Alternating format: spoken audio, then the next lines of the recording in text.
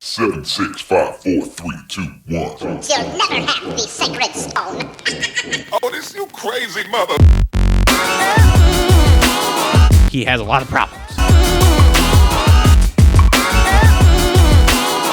Struggle to be top 5 in points at the end of the season. Wow.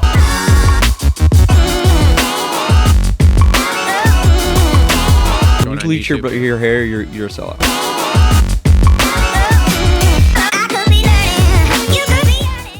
Yo, what is up, everyone? Welcome back to the Moto Aftermath Show. This is episode number 271, your 2024 Supercross season wrap-up show.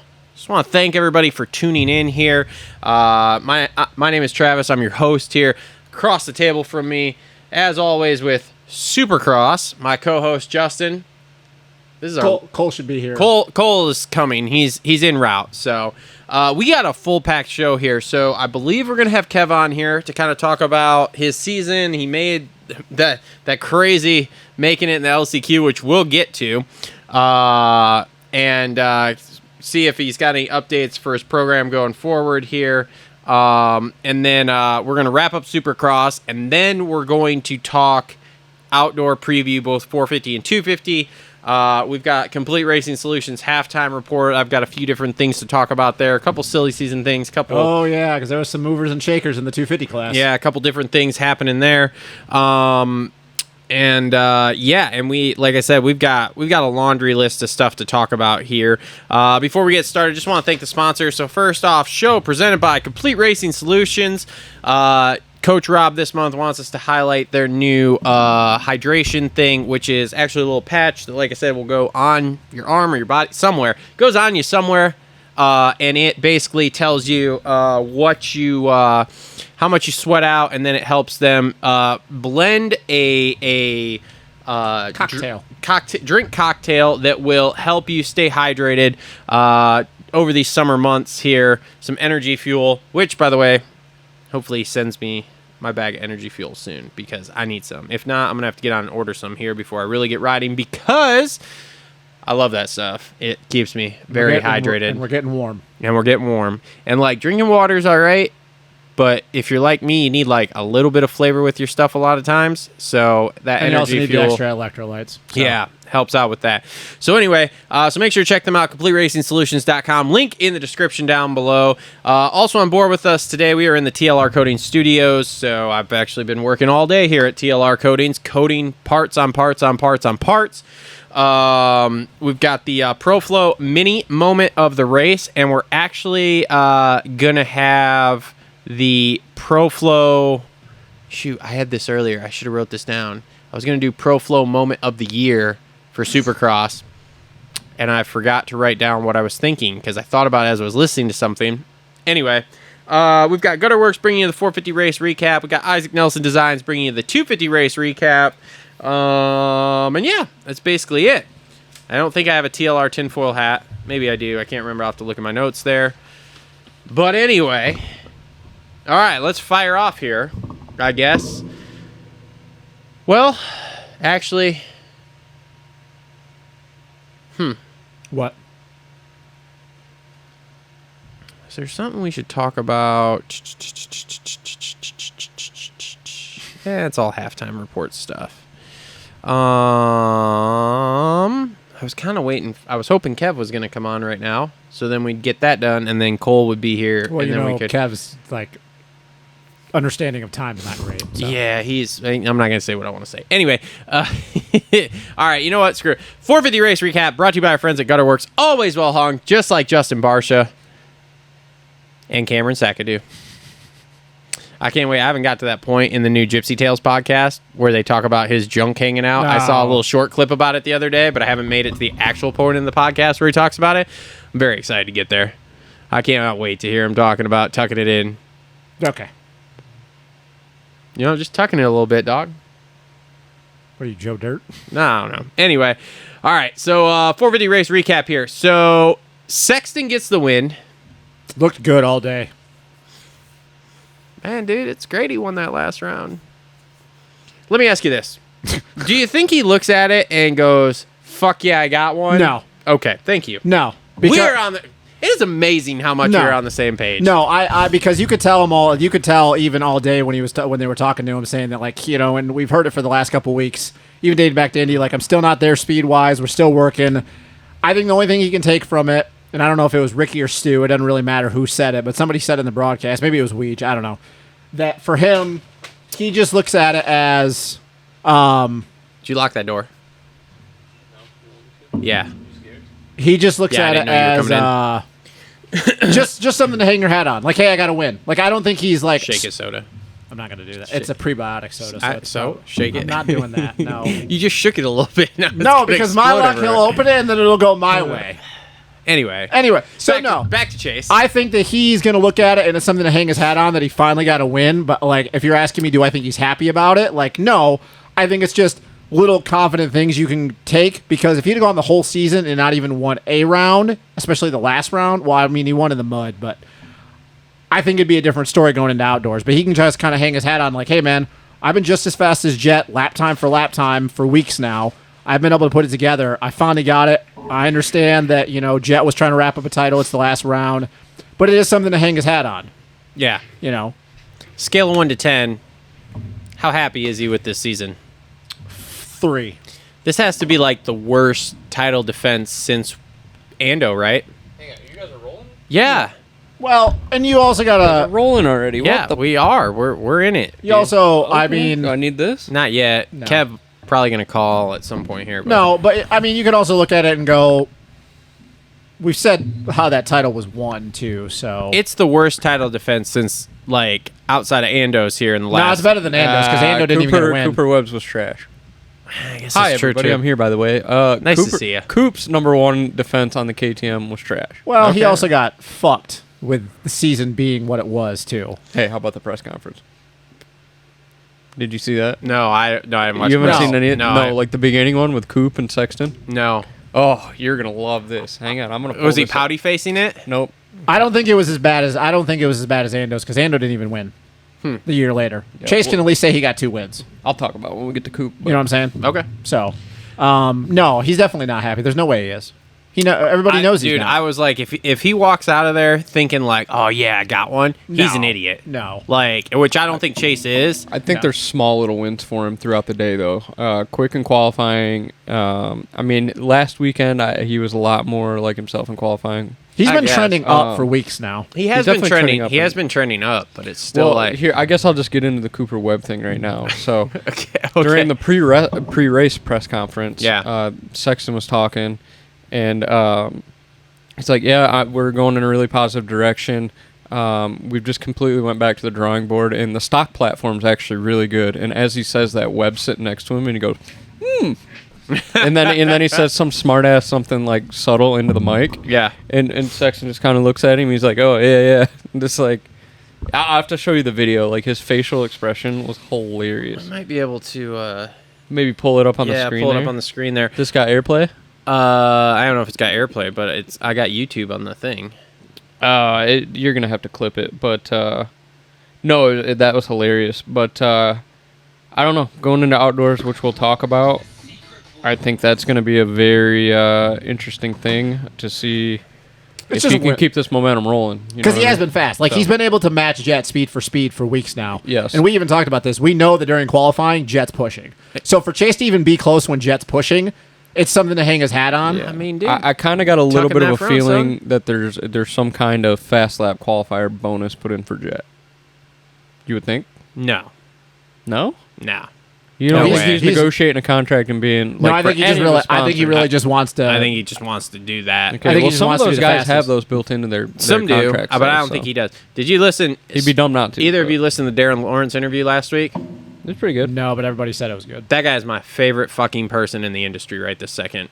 My literal favorite. The best part is that what did they say? Oh, somebody asked him if he would go back to Australia after the boys were done. He's like, no, best country in the yeah, world. he's like, no, America's the best fucking country in the world. And I went, he's a goddamn American hero. Wow, that was really. I'm aggressive. super excited Hey, about it. speaking of that, I was thinking on the way here. That was super aggressive. I have a TLR tinfoil hat, Oh, great. That was super Save it for the halftime report. non-moto related. So Save it anyway, for the so halftime yes, no, report. I don't think Chase is definitely happy about it. It's just a little. It's something you hang your hat on. Yeah. Like little wins, you know, because like I said, he straight up he just was faster than Jet in practice. His heat fastest lap was faster than Jet's, and obviously like Jet was trying to win a championship, so he wasn't pushing. But like still, just to win, like you got to take the little things. Hang on, just watch. Have you seen this yet? No. This is great. This is great radio. I'm over here trying to talk about it, and like, you know, I'm trying to keep this going. I know you're trying to get. I didn't know you guys were in here rolling. I can't. Webb's face is awesome. It's hilarious. Yeah. So Go back like 15 seconds when he says it. He's talking about the stock bike. Webb's face is classic. Coop looks like fucking Popeye. So anyway, yeah, it's. I don't know. There's Trending in the right direction. I'll agree with you guys. He's trending better, and there are a few little things that I think he can take from it. But overall, I wouldn't take fuck all out of it. I to don't be know. honest, I think it's gone from fuck KTM, I'm miserable, to Yeah. okay, I think we can do we've something. made a with this. step. But here's the thing too. Do either of you guys think the Jet was going to the front prior to that front wheel sliding out? No. Are you asking if I think he was going to catch Chase? Yeah. No. You don't think so? I think he probably would have caught J Coop, but I honestly think when Chase got a decent gap, I think Chase did what Jet does. Chase didn't get that decent of a gap. It was like 3.5 seconds. Yeah, but what I was about to say is I think when he got that 3.5 seconds, he did what Jet does, and he started managing. You think so? I Dude, look think how there was a part of me that was like, okay, he's going to put the exclamation point on it. He's chasing records here. McGrath was like 10? McGrath had 10, yeah. He wouldn't have been able to get 10 anyway. No, we could but have got I 9. think that mistake definitely That it put the nail in the coffin as far as going forward. that's exactly what I thought. I thought Yeah. he was going forward, and there at the beginning of the race, there was that little bit because I thought for sure he would just play it safe, whatever. Yeah. And How far forward would he have gotten? And then I don't know. Then he started But- going, and I was like, oh no, he's gonna like try to go to the front. He here. would have had. I think he would have known in the back of his head with the way that track broke down by the end of the main that pushing it would have been a huge risk. But they said that rain helped that track. for sure. Tremendously. Oh, For God, sure, but I yeah, just think it was. I think it was too. Everybody was too bunched up to make up that much time, and that's the thing is that like Chase was just as fast as him all day, and Yeah. he was faster by a lot in Yeah. his heat race. So I think Jet knew like, oh, like I'm actually gonna have to like really put a heater down to catch him. Yeah. I And mean- who knows what happened? And granted, he probably could have crashed and still won because he had to get like 17th, Yeah. 18th, or whatever.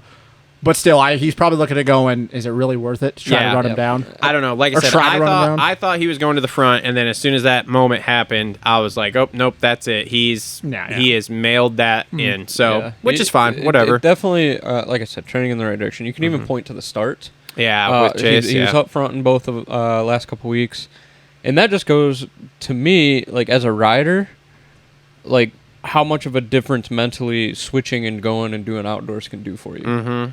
There's a lot of guys talking about. Grant Harlan was talking about that too. Yeah, and I don't know, maybe if that's just like a turning point or what's going on like in the state of our sport, but I think that should be more of a focus. Like, hey, you're sucking ass right now.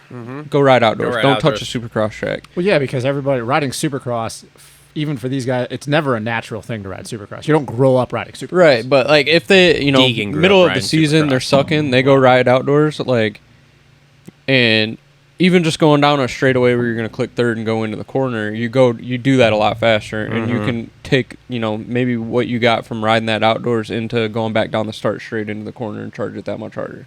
Like little small stuff like that on a Supercross track, that'll make up tenth of a second, couple tenths of a second, makes up a ton at the end of the race. Whereas outdoors, maybe a tenth of a second ain't as huge of a deal, but Get you back to basics outdoors. Supercross is always a mental thing, where outdoors it's more about being, specific and spot on with your technique right, for and that longer and times. I think speed too. Yeah. like Well, yeah, your brain's your processing brain is information. processing things a lot faster. And I think if you take that back into Supercross, your brain starts processing things a lot faster. You push through sections more. Like I don't know. So I don't. I've never ridden Supercross, so maybe I sound like an idiot. I'll talk to Triple over here. Maybe he knows. No, I think you're pretty spot on. What do you want to know? Sorry, I wasn't paying attention. Yeah. No, Supercross is always it's always a mental thing, whereas outdoors and stuff it's more you have to be more spot on with your technique and stuff, and you have to be more precise in the sense that You said like, more outdoors. You have to be more spot on. Yeah, I believe so. Really? I believe so. Nowadays, hard argument. Nowadays, I believe so. With these guys, Dude, Supercross with the way everything is set up nowadays and how good these bikes are, you can frame the fuck out of a triple, roll on, clutch it a little bit, and you can get over a triple. You get loose going down a straightaway with braking bumps all the way from the start of the straightaway down. Just because you roll on and clutch it a little bit, you're not I bringing think it there's back. definitely an argument there. I mean, you look at Benestanc's crash from GPs this weekend, like it came out of nowhere for him. Don't talk about the GP. So- Justin hasn't watched the I haven't watched that. I haven't watched the 450. Okay, Second Benestant moto. ate shit. Yeah, no, I've watched Okay. the second 250 moto. Yes, Guess what happened in the second 450 moto? I haven't watched the second 450 moto. You want to know what happened? No, because Do I you, haven't. do you want to know where the bullet was? No. Okay. Oh, really? No. I also know. Anyway, I was all also right. riding with broken ribs. All right, so So was Kitchen. let's move on here because we got tons to get through. So Justin Cooper second, and the Justin Cooper Hunter Lawrence comparison just rolls right on. It got right better, yeah. So now they both have what's it called? They both have podiums. They both have Where's my check? all this stuff. What? I brought this up at the beginning of the year. They're just I the same said they guy? were going to be the same guy. same. However, Hunter did get one more podium You guys want to put and those some on? heat. Is and he some, coming on? Yeah. And some heat wins. Yes, that is true. So, but I mean, I think you break it down. I mean, you're basically like splitting hairs to divide them essentially at this point. So, Should I call myself Santa Claus for Kev? oh good God, no. Okay. All right, here we go. So we're gonna call Kev here. No quad talk, please. Kev didn't hit the quad. There was Maybe he none. did, huh? There wasn't one. Yes, there was. Hello? Kevin Moranz, welcome to the Moto Aftermath Show, bud. What are you doing? We're doing great here. We're just We survived a tornado last week. We survived so- a tornado last week, so that's a big positive. But that's nothing new for you down there in Kansas. So Yeah, that's no joke. How close did it get to you guys? it was 3/4 of a mile from the house.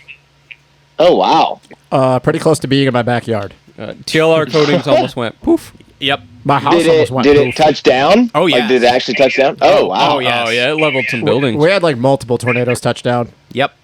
Holy cow, dude. Yeah. National news. Check it out, bro. You can see it. Well, happy you guys pulled through, you know? Yep. We're still here. So. Oh man, we're getting some feedback. Are you on the thing in the car? I can hear myself talk. No, got you on my headphones. Here, stand by. Okay. That's kind of cool. It's just like I hear myself. No, you don't. No, I don't. Now we're good. Now we're good. Is he still there? Yeah. Okay. You hear me now? Yeah, now I can hear you. Oh man, I can Is still it hear different? myself. Let's just roll. No, Roll we'll it. just roll it. It's all right. I'll go on my iPhone. Hold on. All right, can you hear me? Yeah, now we can hear Yeah, you. we got you. Hey, there's no Alright. feedback now. Hey, so Cole says there wasn't a quad. I told him he was lying. There was a quad. I saw said it in just the press don't even day. mention a I quad to the saw it in man. the. You said there was no quad. There was a quad. Am I right or am I right, Kev? What quad are we talking about here? Because the only option you had was to go two, so out of the sweeper to go two table over two, but I do not know who hit it.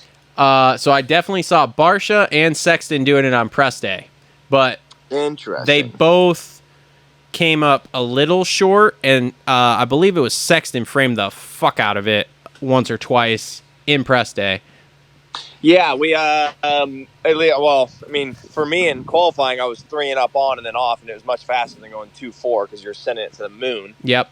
But yeah, I don't know. So I did see Hill do kind of a unique line at the end of that section. What are they calling that new like table banana thing? They calling it the banana? I just call it like a 2-tier tabletop. So so what was he jumping onto the first and then over? he was going. So you guys were going 3 on to the. So you're going onto the second tier and then off into the corner. He went over the whole thing and then singled into the corner. Oh yeah, that's the move if you could do that. It was just a little bit of a sharp tabletop, so I never even tried that. Yeah, he's the only guy I saw do it for some reason, and he was doing it in. It was either Heat Race or Maine, but yeah, I was just surprised that a lot more guys weren't doing that. I felt like me, at least, I would have been more confident doing that if you could get over it. But I feel like jumping off that step off was sketchy as hell.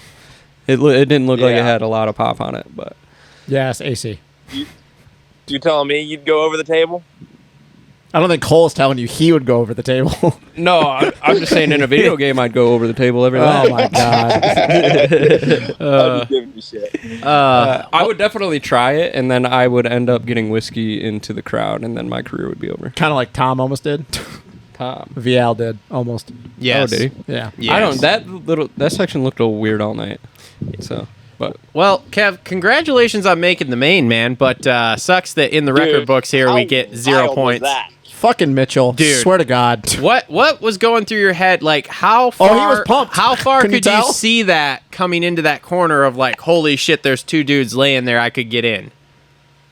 I didn't know until I was in the corner because like I couldn't look. As soon as I jumped the double before the whoops is when I heard the crowd roar, and then I was just like fucking send it. So I hit the whoops as fast as I could, but I just figured that like somebody took one person out for the final transfer spot. So when I came up and I saw 2, I couldn't like really remember if I was in 6th or 7th, so I didn't really know if it really mattered. But I was like, I didn't know, so I was just going. Ripped around the outside, and sure as shit, it came over and threw my hand up because I was like, no way. Because when I went over the finish line, the crowd like roared even more, kind of. Yeah. I was like, no way, dude, no way. I was so Then I like land, throw my hand up because I'm like, I don't think so.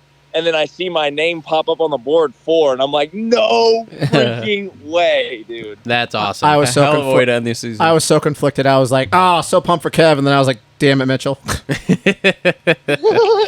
Yeah, That I'll was tell you wild. what. Well, I'm not gonna say that, but yeah, No. I was stoked about it. That's awesome. So we didn't have you on last week. How was that LCQ race, man? It kind of sucked. I'm not gonna lie. I mean, the first moto was pretty good for you. The 2-tier. I like everything about it. Like, I think that's a good move. Mhm. But I think we need to take the race away from Denver. Denver's just not a good place to have that race. 1, with the elevation, and 2, with the track that they had, there was next to no passing.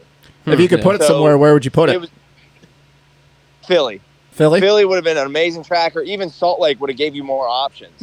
There just really isn't much you can do on a track like that when they try to mix sand in and they have a bunch of sand on the track and it's not worked in. So then it's rutted and the goofy and your bike's slow, and it's just like you don't have much options to move around and do different things. So everybody's just playing follow the leader. Yeah. Yeah.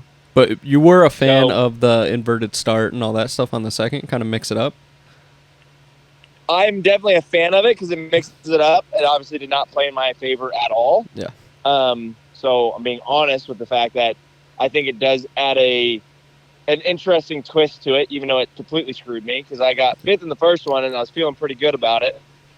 But at the same time, I just struggled in the second one. I got caught up behind, I think it was Simonson, or I don't know. Yeah, I think it was him. And he made a few mistakes, which then caught me in him as well. And then a couple people got around me, and then it's just difficult when there's. The biggest thing is we need whoops that we can come in with momentum to, because you can make passes in the whoops. Yeah. The way they had set up in Denver, you come out of a 90 into whoops into a 180 that's flat. Like, Oh, no don't matter get how much Travis driving started. into Don't get whoops, me you can't started. pass it. Yeah, Don't get Travis started. He won't shut up. I ranted last week about that because I'm like, dude, this is 3 weeks in a row. We've got a flat corner after the whoops. Like, what the fuck are we doing? and then like on the flip Yeah. side of that, look at this past weekend, how many passes were made in the whoops. Mm-hmm. Yeah. Both the Deegan thing with Smith, Yep. Anderson move at the end of the whoops.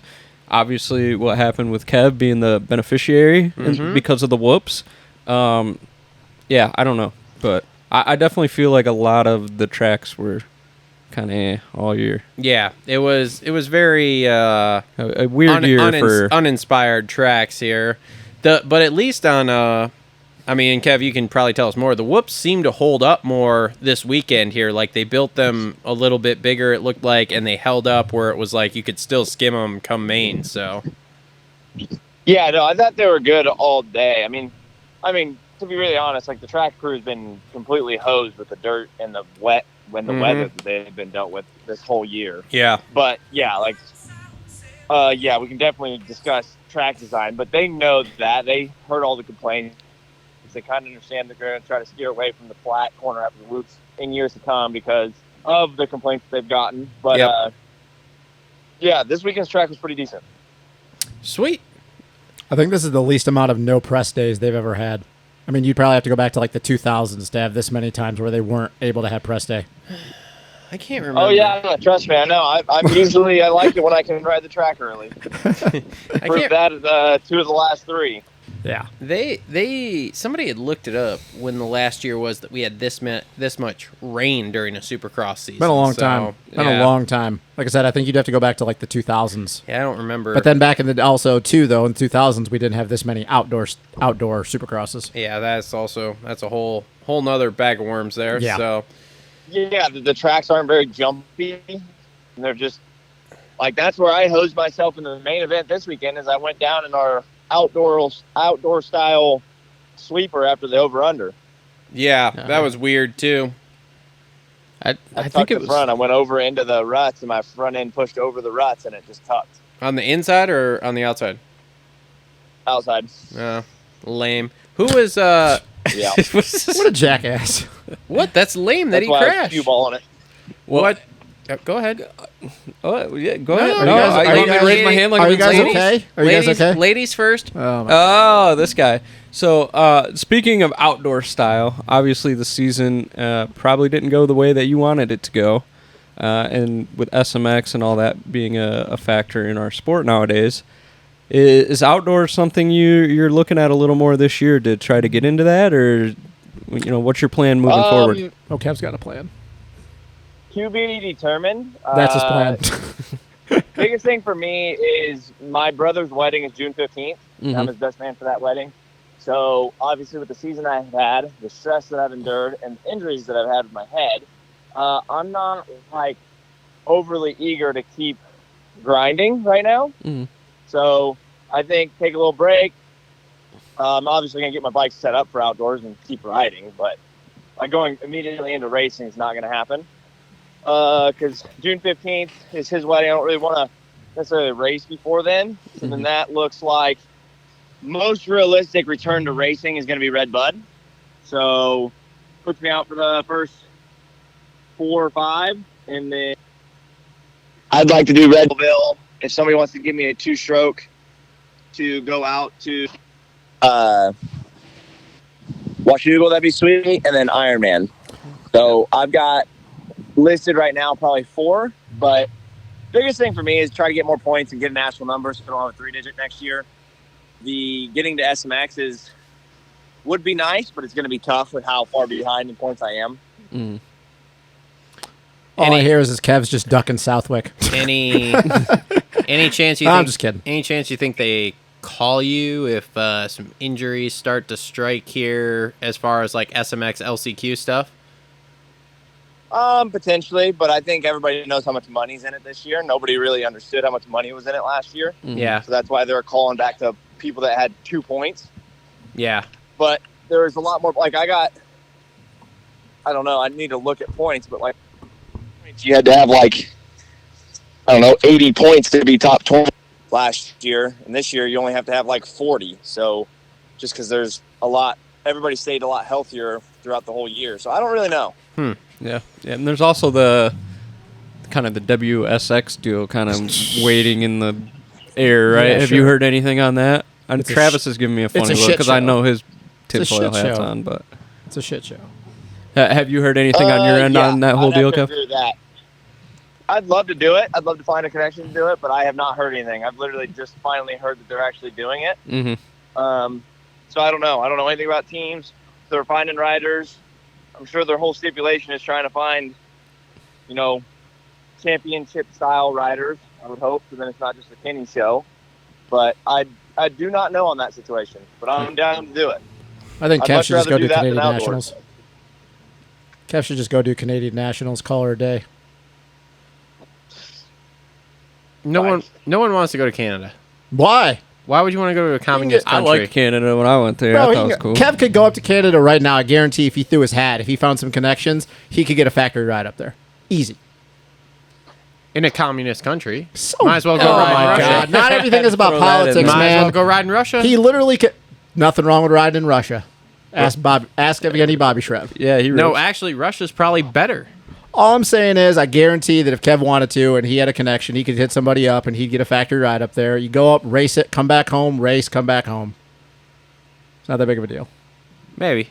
Well, it doesn't sound like he's down, though. No, not at all. No, because I don't know if Kev's ever been to Canada. All right. Anything else intriguing? No, I for never him? have been to Canada.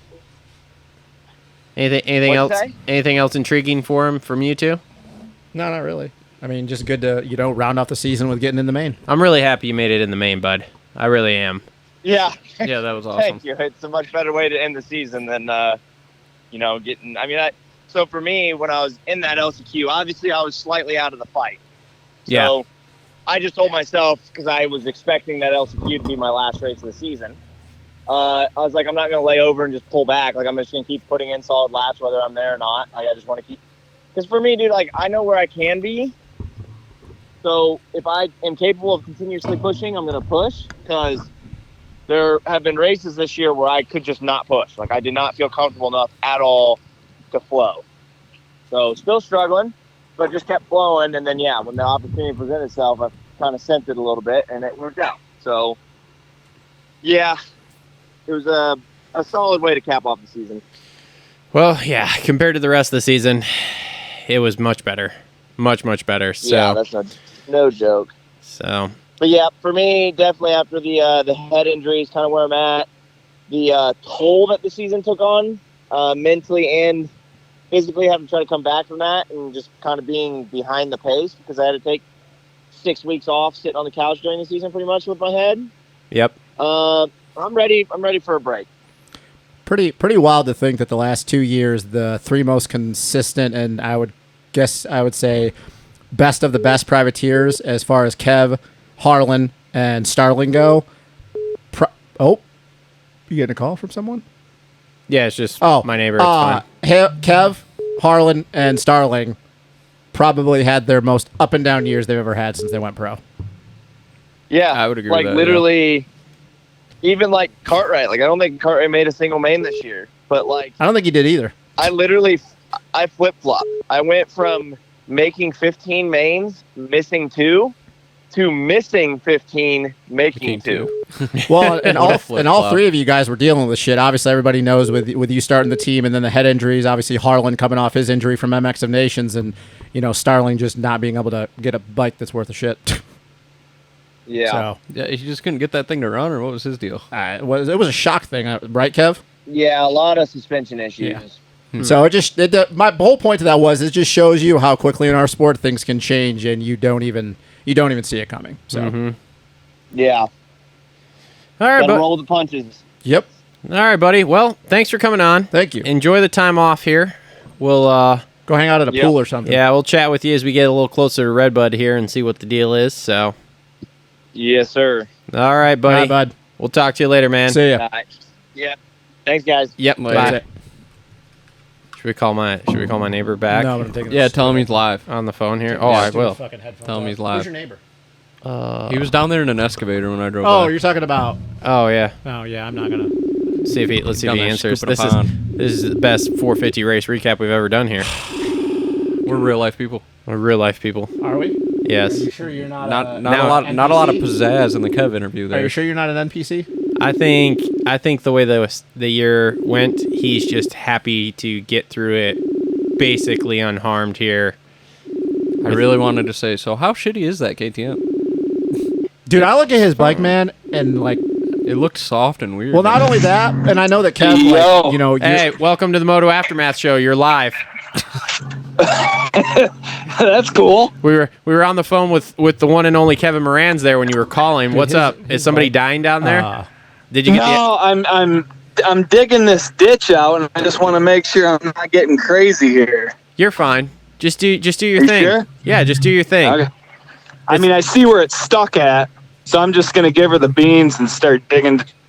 That a boy. Just And we'll- dig dirt. We need dirt for a pad anyway, so just dig it. Do you want me to put some on the edge of the field, or you want me to try to smooth it out? I mean, I got to take some little trees down. They're all plugged up. Hey man, just whatever you think. It's fine. Okay. I'm not gonna yell. If I find oil, I'll split it 50-50. Sounds good to me.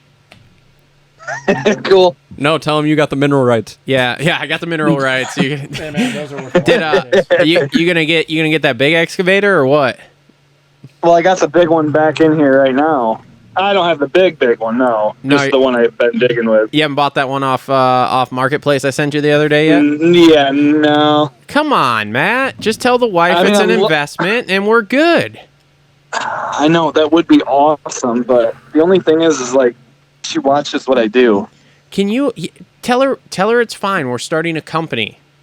Well, she made me stop drinking because I was laying underneath the pine trees all the time. Okay, all right. Well, that's also a thing. That's awesome. So, And the world was spinning real fast every time, so it was kind of weird. and so now we just got yeah. Well, the excavator's an investment. Okay, we need a big excavator. Right. So we can dig, so we can build a nice pad for a track. Hey, I need some dirt. You could make like a big pond back in this corner. It'd probably hold a bunch of water for watering the track, too. That's the plan here. That's the plan. Look, I seen the truck down there. Did you get the crib? there's lots of plans. It's in process. What I'm going to do is I'm going to drive the edge of the field, and then I'll drive back on the edge of the to get back and forth. Okay, whatever, man. It won't tear anything up too bad. I know the guy that owns the place. He's pretty low key, so it'll grow. All right, cool. It'll grow back. Give me that oil. All right. Cool. All right, buddy. Thank you. Right on. Later. Yeah, 1,200 riders. That's wild, dude. It was like the Where? Lincoln Trail. 1,263 entries. It was at like the Lincoln Trail. Illinois. It was like the Illinois or Midwest. Would you show. talk in the microphone? I'm off of these, so Yeah, we were trying not to have a conversation while you were talking about the fucking builder. The microphones are still on. Like, the show's still going right now. I know, this is a trash show. No, this is fine. This is totally Lincoln fine. Trail had like their Midwest Showdown or whatever the weekend, and there was 1,200 riders. That's there. insane. Yeah, That's insane. No, man, that's my neighbor down there, Yeah. and I sent him. I found this huge Caterpillar excavator on Marketplace for not a whole bunch of money, and I sent it to him, and I was like, bro, we need this to dig out like his pond, and then I've got to do some pond work too down there. And he was like, I know, I've been looking at it already. I'm like, no shit, that's awesome. please get that. Just tell your wife it's fine. I need a couple loads of dirt. Bring them on. all right. Are we gonna get back to the show? Yeah, we are. Okay, yeah, we thank are. God. It's fine. We're still in the middle of our 450 race recap here. We stopped after. Are you gonna Chase. cut this up and No, make it no. nice and this pretty? is or- exactly how this Are you show guys goes. gonna- This is how we roll. Are But you guys this- gonna run with your headphones on? This is exactly. No, I'm probably actually gonna. I feel pro with these. because it is. That's It is stupid. hot. I mean, All right, so Whatever. Jacob. okay, damn. well, it's hot in here. Jacob. All right, so J. Coop J. Coop is definitely flying that private jet home. and Hunter, same. I think it's Hunter gets a little bit of a nod though. Yes. Hunter had heat wins and two podiums. and fastest qualifier. Coop had some fast qualifiers. Did he? Jacob did. Yeah. Oh, Yeah. I don't know. Outdoors. It all So blurs. pretty much the same. Look, here's the thing. Outside of like last week and this week, it all blurs together. I think for they're me. going to be. And I There's going to be forget a lot things. of battles between those two outdoors. I think so too. It's going to be awesome. It'll be interesting when we get to the end of the year to really put the numbers side by side and see where we get to. I think it's going to be like literally neck and neck. I think so, Probably too. for most of their careers moving forward. I think so too. I'm So- here for it. And hey, man, he was on that podium, leaned, Leaning left. lean angle. Leaning left. Are you talking about his face? Yes. His neck. His neck. His neck leans left all the time. Is it? Is it left or is it right? I don't think it really matters. It leans. It leans. You think everything You've on his made body this kind joke. of? Why is he? Yeah, I why is don't he know. acting He's like fucking- he's the he one has talking no about It, it? it was like this. It Yeah. doesn't lean. It's tilted. Whatever, dude. Like- lean, Oh my tilt, goodness. whatever. Or now not we're talking tilted, about. but like turned. Okay, geometry Oh my over goodness. here. Like Jeez. this cheek is about 3/4 of an I inch can't do farther out this. than this cheek. You're never getting anything from J. Coop ever. I now. can't do this. All right. jersey? Yeah, I know. So Cooper Webb put the pouty face on. Showed up to ride. Okay, let's pause here because I was talking to our boy Coach Rob about this. What an idiotic move to ride that race. Why? Why do you say that? Okay, we made it through, Uh-huh. but think about it. Your thumb is fucked, and we all know they were. Oh, it's it can't get any worse. I know a guy that would beg to differ. But the injury, yeah, I know. And that's going to be the argument for the next 10 years when guys do stuff like this. What does Coach Rob always say? And I know because me and him were talking about the second injury is always worse than the first one, yeah. right? Which, again, we got lucky this weekend, but he can't hold on to that bike. So what does it take? One little miss thing, and he's off there, and then he's really ragdolled? Well, we know that he's not doing outdoors, so. Well, yeah. Jesse Nelson just took his shirt off. Jesse Nelson did take his shirt off. Jesse Nelson didn't have a thumb. I and miss he was that a guy. ripping. I miss that guy so much. Okay, that's Ben different. Martin doesn't have a thumb. I'm just kidding. Oh He my has part of goodness, a thumb. that is so No. different than hey, my thumb is I know. hurt. I know you're I saying. think Cooper Webb would chop his thumb off and put a prosthetic off to win. Oh my goodness, I'm serious. Okay, He just feed it to. All right. No, Webb yeah. gets third, Yeah. guts it out. Great, cool, awesome, sweet. Trying to make best, a solid point here and Post race press conference ever. pouty face. I mean, That wasn't a pouty face. I'll be honest, dude. I feel bad for the dude. Honestly, like he gutted it out. You know, he showed that he wanted to stay in this as long as possible. And even though I don't know if the outcome would have been any different, you can look back and now that we do know that he has been. What are you doing? I'm just waiting. Oh, It's my nervous twitch here because I got a point to make. His I got thumb's one, too. been fucked. That it's like, oh, what happens had it not gotten? You know, so I don't know. I mean, it's what it could have, would have, should have. Let me tell you what happens. The same thing that happened. Do you want to know why? Why? Because this was never his title. Why do This you was say that? never his I title. do Why do want you to say point. that? Did you watch thing my out. reaction show? No, I haven't. Okay. Why do you say it was never his title? Why? Because this is Jet made Jet Oh boy, here we go. caused Jet to lose points. Stu caused Stu to lose points, and he still lost a bunch of You championships. do realize Oh, that boy. this is because somebody made this point in some group I'm in, and I was reading some comments. This was a 40-point championship. He had a 21-point lead, and he still won by 50. kind of part of racing dirt bikes.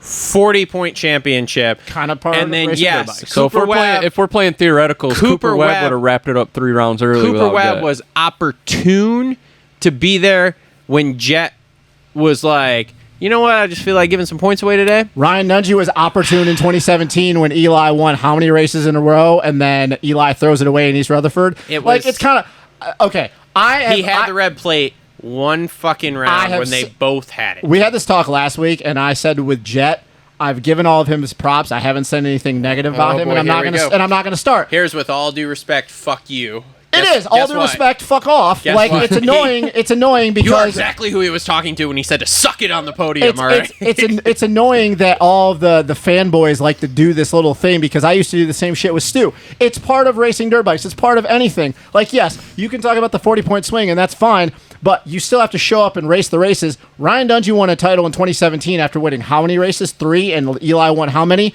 Chase won a championship last year only because Eli blew his Achilles out and he hadn't been hurt since 2015. Yeah. Like, it's part of it. And if Jet would have lost this championship, we could look back and go, yep, that's where he fucked up. He was faster than Coop all year long, but you got to put in 17 rounds, and it doesn't make the championship or the check any different. You win races how you win races. Like we always talk about Ryan Dungey being the diesel and him getting handed to him. Guess what? Still made a whole fuck ton of money, still won a whole bunch of championships, and it doesn't really matter how you win them. Somebody said the money thing wasn't correct. What do you mean the money What thing? money thing? I'm just. Anderson- someone said he didn't have as much money as you would think he would have. Well, and Anderson, in 2018, he won 4 races that year? 4 or 5 races? Still won a championship. If you want to talk about, yes, Jet was easily the fastest guy all year, nobody's taking that away from him. And could he have wrapped up the title early? Yes, he probably could have. But he didn't. He went down to the last round, and he won the championship. He won the championship. And if he wins a bunch of championships moving forward the same way, you can still back and go, hey, man, you made it a little bit harder on yourself. So, like, coulda, shoulda, woulda. Yeah, I said this and this is going to be my controversial take, but I said this in the thing. It was never Coop's title. It's Coop never got- nobody's Coop title got until the luck- title gets won. Coop got lucky and got close. It's nobody's title. Everybody counted Coop out anyway after watching him in Paris and seeing how chubby And he he was. also and all won that how shit. many And rounds? Coop had a hell of a year for how he looked in Paris. Look, Coop, this is the 8 best. months ago. I think this was the best version of Coop that we've ever seen, but it was just overshadowed by Just the like number to 18. thank himself for, just being the best version of himself. I mean, he really was. Like, you take Jet out of the equation, he smokes all those guys and wraps it up 2 rounds early. Yeah. So I think this was the best version of him that we've seen, and first year on the bike, first year on team. Like, Coulda, shoulda, woulda. Whatever. It's part of racing. he had a Jet great won the season. title. It didn't matter. But to say that it was never Coop's title, It was not. Nobody ever He had wins a one- title until the championship's over with. He had the That's red, factual. he had the red plate 1 round with Jet. And did he That was it. did he tie the points up at one point? So again, it was never his title. Did he tie had the a points shot up at at one it. point? He had a shot at it. He did. Did he tie the points up at one point? But you know what? With a fucked up thumb like that, maybe after last week we should have gone, this probably isn't going to work. Yeah, but there's still a lot of money to be made to be top 3, top 2 in a championship. What's probably not going to work? Do you think he's got top 2 or top 3 bonus? Probably top 3.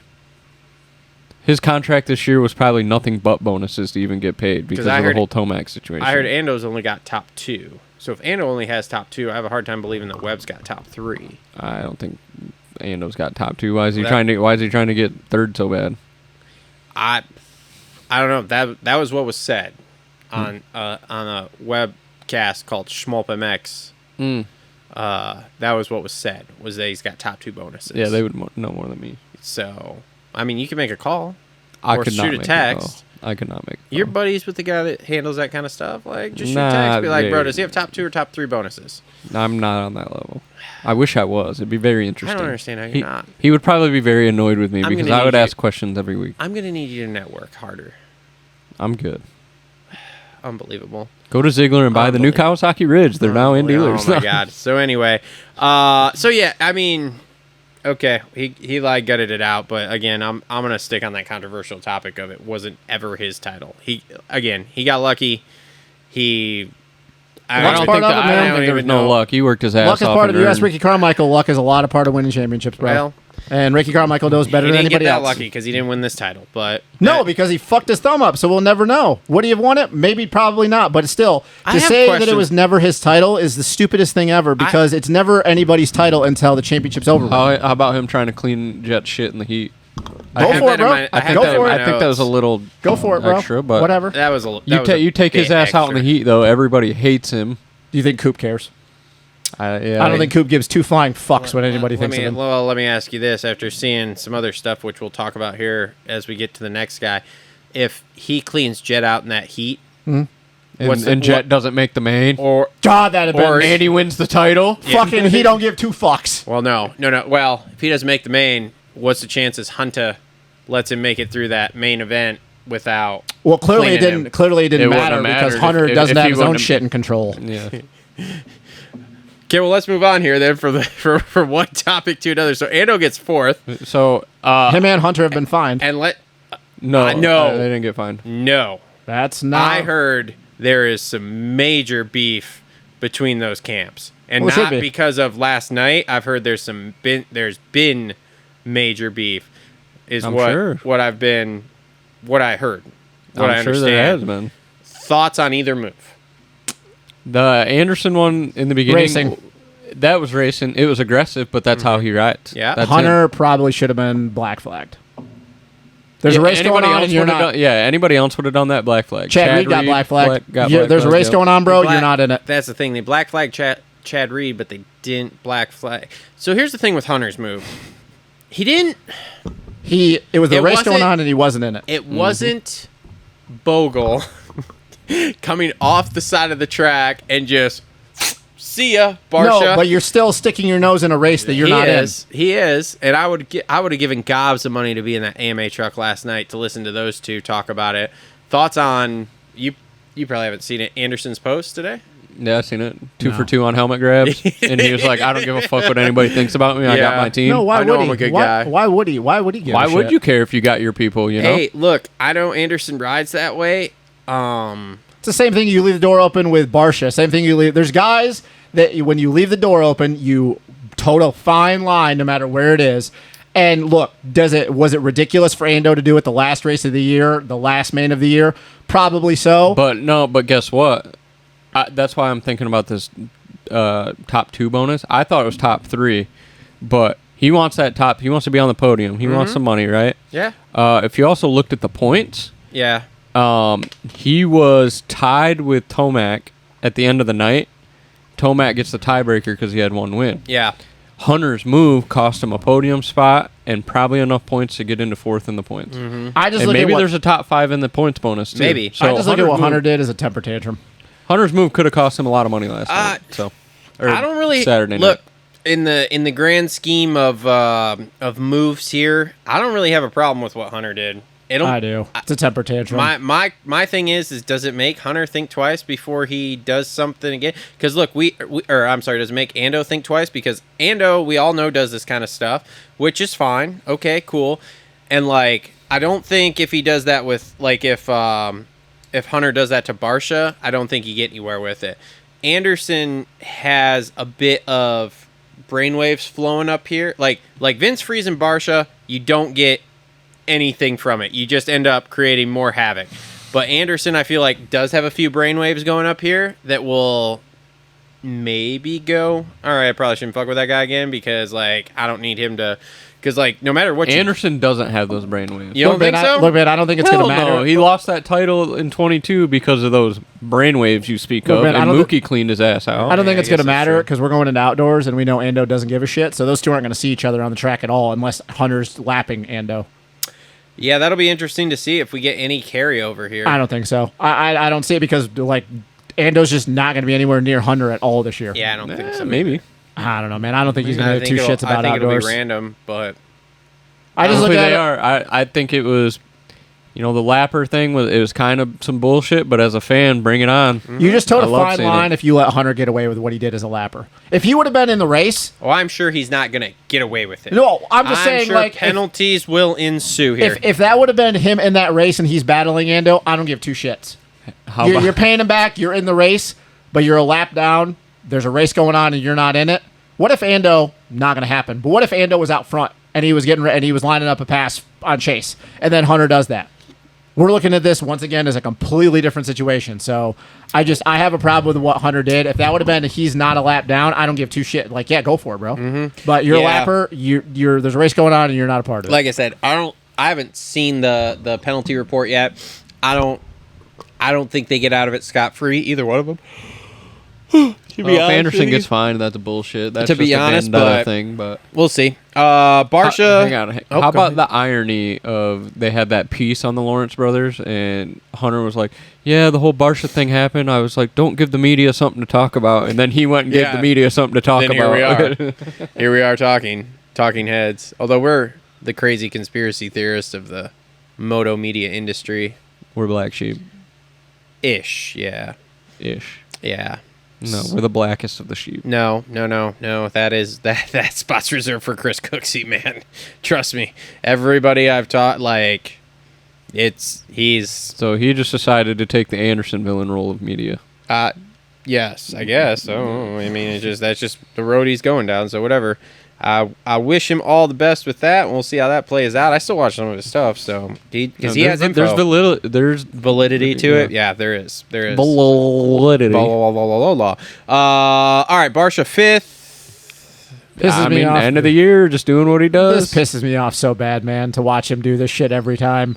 It's like, dude, he proves once again that if he wants to, he can go get top 5 and get on the box whenever he wants Did y'all to. see the TCD stickers in the back of the forks? Or No. oh, okay. I saw a just a- picture of him in the shop. Yeah. As somebody that was around Barcia back when he was on 85s as an amateur all the way through that, and then obviously watched his whole entire pro career, it annoys the shit out of me when he does this. Because, like, if he just wouldn't have done this at all this year, and he would have just been floundering around in, like, 7th, 8th, to be like, okay, like, it's getting to that point in his career, like, he just doesn't have it anymore. He doesn't want to go to Europe, dude. Which is natural progression. But when you see the last couple weeks where he actually still proves that when he wants to, he can go get top 5s and probably get on the box, you're like, dude, what the fuck are you doing? I will. Great question. No idea. I will give him benefit of the doubt. I think he was behind the 8-ball fitness-wise because of his collarbone complications. And then obviously the whole bike situation and all that. So I don't know. I'll give him the benefit of the doubt. Yeah. Stu 6th. Yeah, where was he? Has he got a top 7 all year? Husky doesn't care. Husky doesn't give a shit. Oh, you're right. You're right. So it doesn't matter. They got a title though for not. They getting got a Nah, they title. don't give a They got shit. a title somehow. They don't care. So Jet 7th and wins the title. Yep. Which Good for him. was not unexpected. Now, do y'all count this as 7 titles in a row? Is it 6 titles in a row? Because of the SMX thing. Oh, Is that's it what only I'm saying. 4 titles in a row? 4 titles? What are you talking about? Just the national championships. Oh, So you're talking about two not counting 250 regional? Yeah, 250 No, I mean, outdoors, title's a title. 450. Okay, all right. I mean, that's the MX thing. I guess that's the only one that you could say, but, like, I don't really think it matters. Like, it is what it is. Oh, and boy. shocker here, There's a shocker. rookie of the year. I know. I saw that. I was like, That was we could have fucking probably stupid. gave that to somebody else. That was But fucking you stupid. can't. We could have He's gave the it to J. rookie. Coop. I know. We could have gave it to J. He Coop. was the rookie. He It's, won the title. Isn't it weird that we're saying, oh, you don't get the Rookie of the Year award? He was truly a rookie. I mean, Dunge had the same thing in 2010. Yeah. When he won Supercross and outdoor Jeremy title. McGrath. Yeah. Jimmy McGarth. Jimmy. Jimmy McCarthy. Jesus. What? Anyway, You've never heard of Jimmy McGarth and Richard Carmichael? Is there anything else Take you really Dick need to Trickle. say, like, about the Jet winning the title thing? I mean, No. I mean, no. What He wanna did say what he about it? did. I think What? purple gear is just a title thing for him, too. Like, the Yeah. last couple title things, he's ran the purple gear, and Purple that gear is- shit was icy. The purple gear is dope. So I I'm thought all that about looked it. good. I liked I'm it all too. about it. Yeah. I liked it too. No Barney thoughts here. No. Dark purple. No. Dark That's a purple. nice Dark purple. perp. He got that cup of lean. Jesus. All right, Jet would die if he drank Dylan lean. 8th. Just get to outdoors. We'll talk about him in the outdoor. I've Mitch- seen something where he's getting the braced frame. God dang it. I wanted to talk about that when we go to that. Let's Okay, talk we'll get about it when that. we go to the outdoor show. Mitchell Oldenburg 9th. That's pretty good. Yep. That's pretty good. Apparently, Moto Concepts is doing some outdoor racing. Yeah, that's what I heard. We'll be curious to see which ones they do. Washougal probably for sure. You Dino know who wasn't there? Oh, boy. 250s. We'll talk about one of their 250 guys wasn't there. Oh, Carson Mumford shit the Shocking. sheets again. And the fucking wasn't there. Dino 10th. Hey, better than talk- 12th. Yeah. How about he's going to do a couple more next year, I think. So they asked him to be a part of the retirement press conference Yeah. thing, and he's like, no, I'm going to do a couple more next year, I think. So We'll Well, see. I mean, we'll see him in OzX, and if WSX actually decides to happen. And he also left like a real open-ended thing on Instagram. If anybody pays me enough money, I'll race another year. Yeah, he No. said that. Said No. that on Nobody's paying him. what's it called? One of the podcasts or something. Well, he's also. I mean, we'll talk about it in the silly season. I got something to add about that. Colt Nichols 11th. Good-looking dude. Vince Free is 12th. Justin Hill Good fucking rider. Justin Hill Good fucking 13th. rider. Hey, Justin Hill, also a great fucking rider, and he also made a nice long Instagram post where he is racing outdoors. No. No way. Why? He feels like he's coming into his form at the All end of of the year outdoors here, or just and select and he's rounds? doing some outdoors. Last pro circuit title. I'm really curious if that's a team Tedder thing or he's paying his own way. I would imagine it's probably a Tedder thing, but I want to know what he had to do to convince old Matt Ted Sr. to do all I that. don't know, but maybe Well, it's something they're to do saving with money SMX or something. Because they haven't rewrapped the truck in 20 years, so Well, I mean, Monster Energy's been a part of it since the Team Green program. It's, Yeah. it's how they launder money, probably. probably. They got a lot of money. by All right. Shane 14th. Good. Hunter, who we talked about. Hunter. 15th. the way. Fucking Johnny Sins. Chiz 16th. Could be his last full year of outdoors. I don't What even he know why said. he does outdoors at this point. I don't man. even know why He he's really not retired enjoys it, yet. man. He really enjoys it. He's No. one of those guys that just like suffering. I love it, dude. And I went back and watched some races back in from like 05 when him, RV, Matt Bonney, and all them. And dude, those were the days. I remember a Canadian season back in the day when he went up 732? there. Yeah, and he Yeah. was just waxing ass. His wife was real hyped up after the race about how he only qualifies straight into the main when she's there, so he needs to get his fucking shit together so that he can do it when she's not there because mean they all- have kids and she yeah. cannot go to You, every you race. mean her and his 10 kids or whatever it is? Yeah. Oh, she sounds God. annoying. Huh? Don't She talk sounds about Chiz's annoying. wife like that. I mean, she sounded fun. No. Oh. She sounds fun. She sounds like I've never met her. I honestly probably couldn't even pick her out of a crowd. I don't know. Maybe I just have a bad vibe because I hear the Pulpamex commercial, and I with can the Brittany Chisholm? and I can Yeah. just picture her going, "Welcome to Atlas Air" or whatever. Having to read that, or she was like Yeah. the flight attendant thing. And Yeah. I was like, "This is so corny." Can't be any worse than Jake Weimer's ex-wife or whatever. Wife? his wife. His wife. No, She's Jake, fun, I too. think ruined No, that. she's for not. Jake Okay. Weimer ruined that himself. Nico also ruined it. Oh my goodness. So we're moving on. Jeremy Before or Hand after? 17th. Before. Grant Harlan 18th. Good for Grant Harlan just making mains, man. Because like I told Dude. you a couple shows ago, I didn't realize how bad his hip was. Yeah. Number 23. Freddie Noren made $250 more by passing AC in the last corner for 19th. Let AC buy. AC said, Freddie, if you want it that bad, that $250, Send there it. you go. For 20th, Devin Simonson, 21st, and our boy who we talked to already, Kevin Moranz, 26th. By the way, though, 0 points. press day for AC, rocking the 92. Loved I it. was cool. so hoping he I- was going to run that at I the thought race. it looked really good. I and cool. actually would have been more pumped up had he rocked 292. Me too. I've said that in the qualifying show. When I Yep. saw the 92, I was like, oh, God, I hope they let him run that for the race. And then I I'm realized, nope, AMA's not going to do that. Which is stupid because Kessler wasn't there, so they should have just let Yeah, I him mean, do who it. doesn't give a shit? And Kessler wouldn't have said anything. No. Yeah, I'm got just punched very happy for AC in the sense that like he's at peace with how his career went. Like this was the guy that was the most hyped amateur, almost damn near ever. And obviously things did not go to plan. You didn't thank Ellen for that. But if you go back, man, so they were talking about this on the review show too, about you actually look at his career, right? Yeah. And how many titles he was close in. A lot. And how fast he actually was. Again, not it didn't go the way we all thought it was going to go. But man, how many, there was 2 years or at least one there that he was in that 450 title chase for outdoors right down to the end. 250 title chases for Supercross multiple times. Threw 2 away. Yeah, but guess what? That whole career, besides the 2019 outdoor title, but no, besides maybe the 2020 COVID year where he was winning 450 races, it's Dean Wilson. Yeah. You sit there and look at it. He was so close to so many 250 titles. Mitch kept giving him a chance every time, and something would happen in the end. Dean blew a shoulder out. Tomac. Tomac blew a shoulder out. And then Dean wins that outdoor title. AC wins that outdoor title. They get on the 450s. Both of them got a couple podiums apiece. I think actually Dean's 450 career started off better than AC's.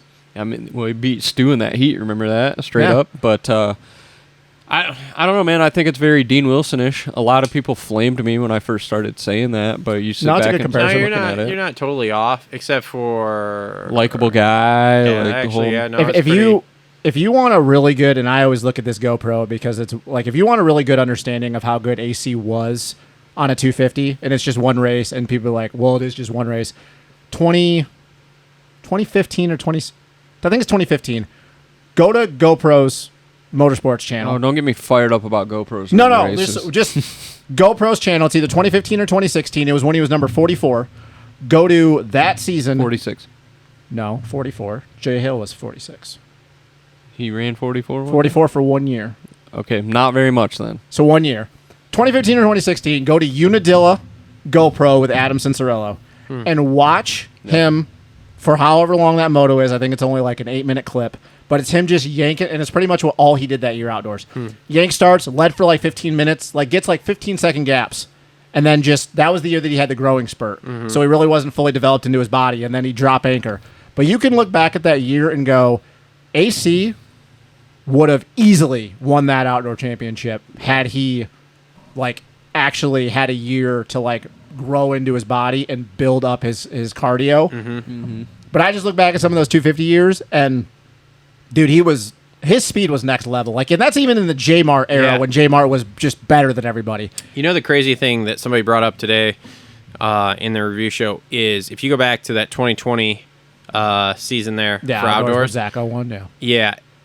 He crashed at the mud race. There was one race that kind of ruined it. Yeah, he crashed in the mud race at Loretta's and bent his bars, and they're literally like, if he would have not done that, and he would have finished on the box, he would have won that title. Yeah. Well, then even the race at Millville, a whole bunch of shit. Even the race at Millville, when he's working his way through the pack and he's catching everyone, and then he just fucking lawn darts himself. Yeah. Wasn't there something about a front brake or something? I don't know.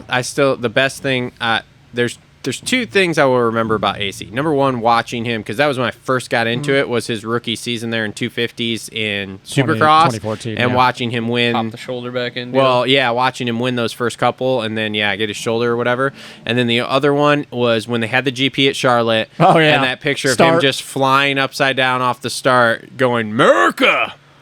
I think classic. I think there's a lot of AC moments you can look back to, but honestly, I look back to the year that him and Coop both introduced themselves to the world outdoors in 2013, and just the crazy battles that those two had. Because watching them do this for their entire amateur career, well, AC was always better than Coop. Coop only bested AC a few times. He would say otherwise, but he knows. And then them just continue this into their pro career, and then just have some epic battles, like the little bit of time they found each other on the track, and you're like, oh, this is just going to be the next 15 years of what the 250 class is going to look like. Little did we know that, AC was going to have his issues, and Cooper Webb was going to be a 2-time 450 Supercross champion and a 3-time 250 champion. So, I don't know. It's just wild to look back on it, but I'm glad that AC is retiring on his own terms. He's very well liked from everybody too. And I'm actually excited to, and this is coming from someone that doesn't really get into all the social media stuff, I'm actually excited to see his next phase of his journey. We'll see. Because he says he's going to keep riding. He says he's going to buy a 250 and just shred. Bro, they literally golf. They literally ask him, and he's like, "Yeah, I might have to get surgery on my ankle because my ankle's pretty fucked. But if I don't have to do that, I'll be riding in like 2 weeks at Paula on the vet track." I wanna see him on a 250 because, yeah, be awesome. So, all right, that's been your 450 race recap brought to you by our friends at Gutter Works. Always well hung, just like Justin Barsha and Cameron Sackadoo. We're gonna stop using the Sackadoo thing. Yeah, it's weird because it's Supercross is over now. Yeah. Anyway, all right, he's racing outdoors. Let's do let's bust through 250s here, and then we'll do our halftime show, and then we'll take a little break, and then we'll do our outdoor preview to wrap everything up. All right, so 250 race recap here, brought to you by Isaac Nelson Designs. Oh boy, here we go. What's your problem? You guys want to talk? You guys want to run down the order? Or you want to talk championships I think I got dust first? in my eye. Oh my goodness.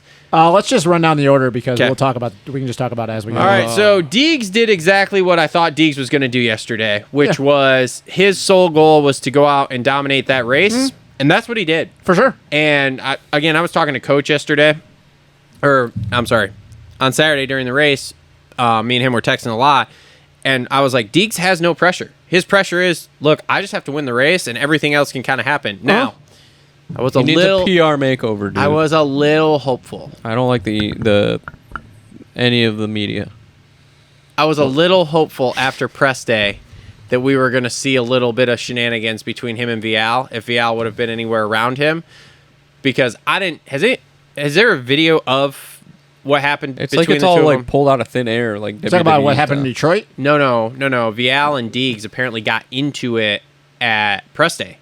Oh, and then Deegs was on an interview and he was like, "Yeah, bro, he pissed me off. I'm clean as shit. I'm clean as shit." which is awesome. I'm gonna be honest with you, man. I don't see how that is because Tom doesn't piss off anyone ever. No, Tom said something in the press conference as well. Probably because he got sick and tired of fucking Hayden flipping him off. Somebody crossed over somebody else, is what I heard. Now I don't know exactly. Whatever. I haven't seen a video. It was probably anything a little like that. far fetched, and they went and grabbed it and turned it into something. Probably. I'm just saying, like, I'm here for it. Tom doesn't really piss people off, which is another reason why I like him. He doesn't get wrapped up in the social media shit. So, like, even though it was interesting that would have been, the only way that would have happened is if Hayden, like, he started it, because Tom's not going to go out there and blatantly just get into it with someone for no reason. I do that, and then like the heat race interview, like I wasn't a super fan of that either. Where they were like, "Yeah, Vial had a poor heat race," and he's like, "Yeah, that sucks for him," or something like that. I don't know. It was an interesting thing that he said, but I wasn't really reading into it too much. Like, look, man, if Vial has to go to LCQ, and then like, because the way he rode that heat, he did what he had to do. It was like, man, dude, he might not make. In fact, there was I really thought for a second he was going to not make it through in that heat, and then I was like, ooh, man, if he is that. We'll call it nervous, which was weird to think because he is a two-time champ or whatever.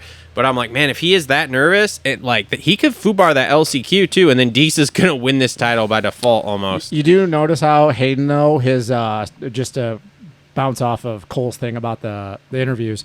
You notice how Hayden's tune changes when he's winning as opposed to when he's not winning. How he sounds on the podium. Well, and then there's also after the race or something. He was like claiming that I already got a championship and all this stuff, and like those guys have way more experience than me. So I'm glad with how I did. And actually, all this Tom stuff. Vial has less experience than you do in Supercross. 100%. In Supercross, bro. And he was just like, "Yeah, I got a title already," but see what I'm saying? Like his tune changed. Like I don't really care because I don't really care about that stuff, and it's Hayden Deegan, so I don't care about him. And then but his tune does change because you even said it. Like after Philly, I just want to thank God. Like I hope Pierce is okay. Yeah, and then he wins. Welcome to the danger and then he's like beating his chest. We get a little more cocky. We're a kid for sure. But I also call bullshit because, and I only see this because they pop up my YouTube queue, and you guys probably saw it.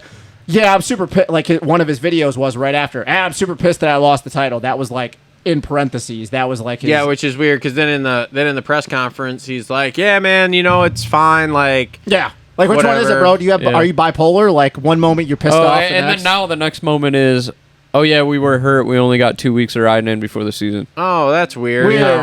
Now that's gonna come out. Hey, hold on, because here come the bed bugs out of the walls. This is the talk part of shit to us about how we don't know what we're talking about. Except for we talked about that. This is the part of the leading up. Hayden Deegan thing that I don't like. This is what rubs me the wrong way. I love it. It's WWE wrestling. It's just like it's over the top, dude. Like it's just pick one, man. Yeah, Because dude, here's the it's thing: people are gonna love you. No matter which way you go, people are gonna love you, and people are gonna hate you. Pick one. Don't be both.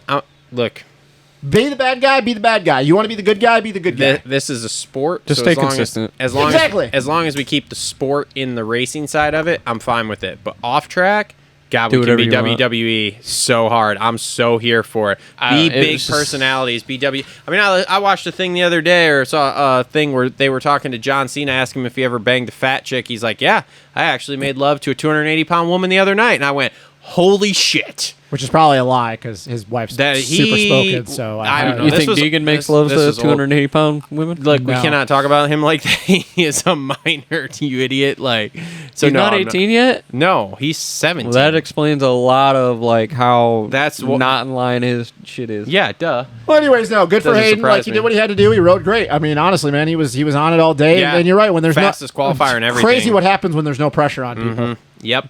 Oh, and he likes to talk about pressure. Yeah, and he likes to... Whatever, man. Just like Andrew Tate. Oh, my God. Let's not talk about that guy. True American hero for him. All right, so... Hey, yeah, he's driving through Nashville in a Tesla the other day. A Cybertruck I saw. Who? Andrew Tate. Huh, interesting. He was in Nashville? So unless it was a lookalike. The East Coast Vegas, baby. He couldn't have been. Andrew Tate talks about how he doesn't step foot in the United States. Well, he dropped $500,000 into GameStop Fake news? today, I don't know how, dude. I've watched interviews from his mouth. He doesn't like this country. That's interesting. He hates this country. He calls us a bunch of communists.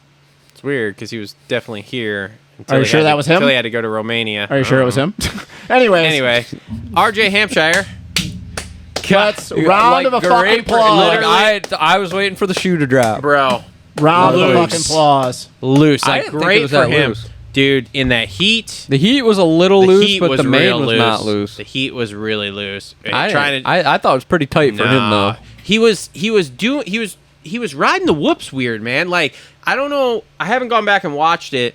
If he was picking up his front wheel over the first one or something. He was setting it down on the third one. Yeah, it was weird, and it was making him get real buck wild at the end of the whoops a lot. And I was like, dude, you're gonna fucking wad your shit here, and like, game over. Sendy, bro. It's RJ style, man. Fucking Sendy. Got a title, baby. Got a title. That whole race came down to a start, though. So thank God, and thank the Grandal family. And I texted Mike yesterday, and I said, "Hey, bro, you were part of that title." Did you text Eric too? Because Eric was the one who told his dad about RJ. I did not text Eric. Oh, you dick! Should have texted. Eric was probably more stoked than he was because Mike wouldn't have known who RJ was. Dickbag. Whoa. That's aggressive. That actually was very aggressive. You ever had a big ass microphone like that shoved up your ass because it's about to happen? He might have actually. Ooh, tickle my colon. Anyway, dude, it's great to see RJ get this.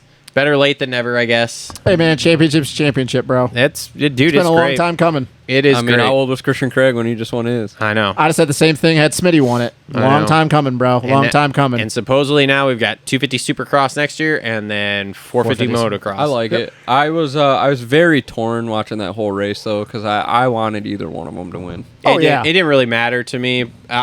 I'll tell you, I wanted Kitchen to win because he's on a green bike. But same thing as always. I didn't think that title was his until that checker flag and he went across that line. And I was like, okay, RJ just won a title. Impressive. Yeah, but he also had the same amount of wins as Levi did, though. Yeah. So like, well, it's still RJ, bro. It's McAdoo still RJ. Definitely destroyed Kitchen's titles. So. Yeah, but Kitchen also put himself in a shit position by getting a shit start. Yeah, you're right. It's part of racing, man. So good job to RJ there to win that title. Love it. Good for him. Cool. I was wanting Kitchen because I'm a Levi guy, but like with RJ, just seeing the up and downs that dude's had his entire career, I'm like, man, that's and kind of where he came from. He was no hot shot. He's a baseball player. No. And then seeing him the way he was at Chicagoland last year, walking around like with his woozy, I'm like, oh, dude, huh? When he was walking around Chicagoland last year, when we were walking back in the pits to the Dunlop or the Pirelli truck, definitely looked like the lights were on and nobody was home. Yeah, he couldn't even hold his head up. It was wild. He was walking around like this. Did he eat shit that day? No, I think it was just the culmination of all the shit he had going on. I don't know. It was weird bad. though. It was a weird look. Yeah. Yeah. Jordan Smith third. So I wanted him to pass Danger Girl. So do we see? So first off, can we talk? Too rough. Can we talk about? And I said this in the reaction show. This is exactly what you get from these fucking facility kids. No racecraft. This is twice now in 2 years he has tried to make a move on Hayden by putting his front wheel into his fucking swing arm bolt. Like, you look like a fucking idiot, dude.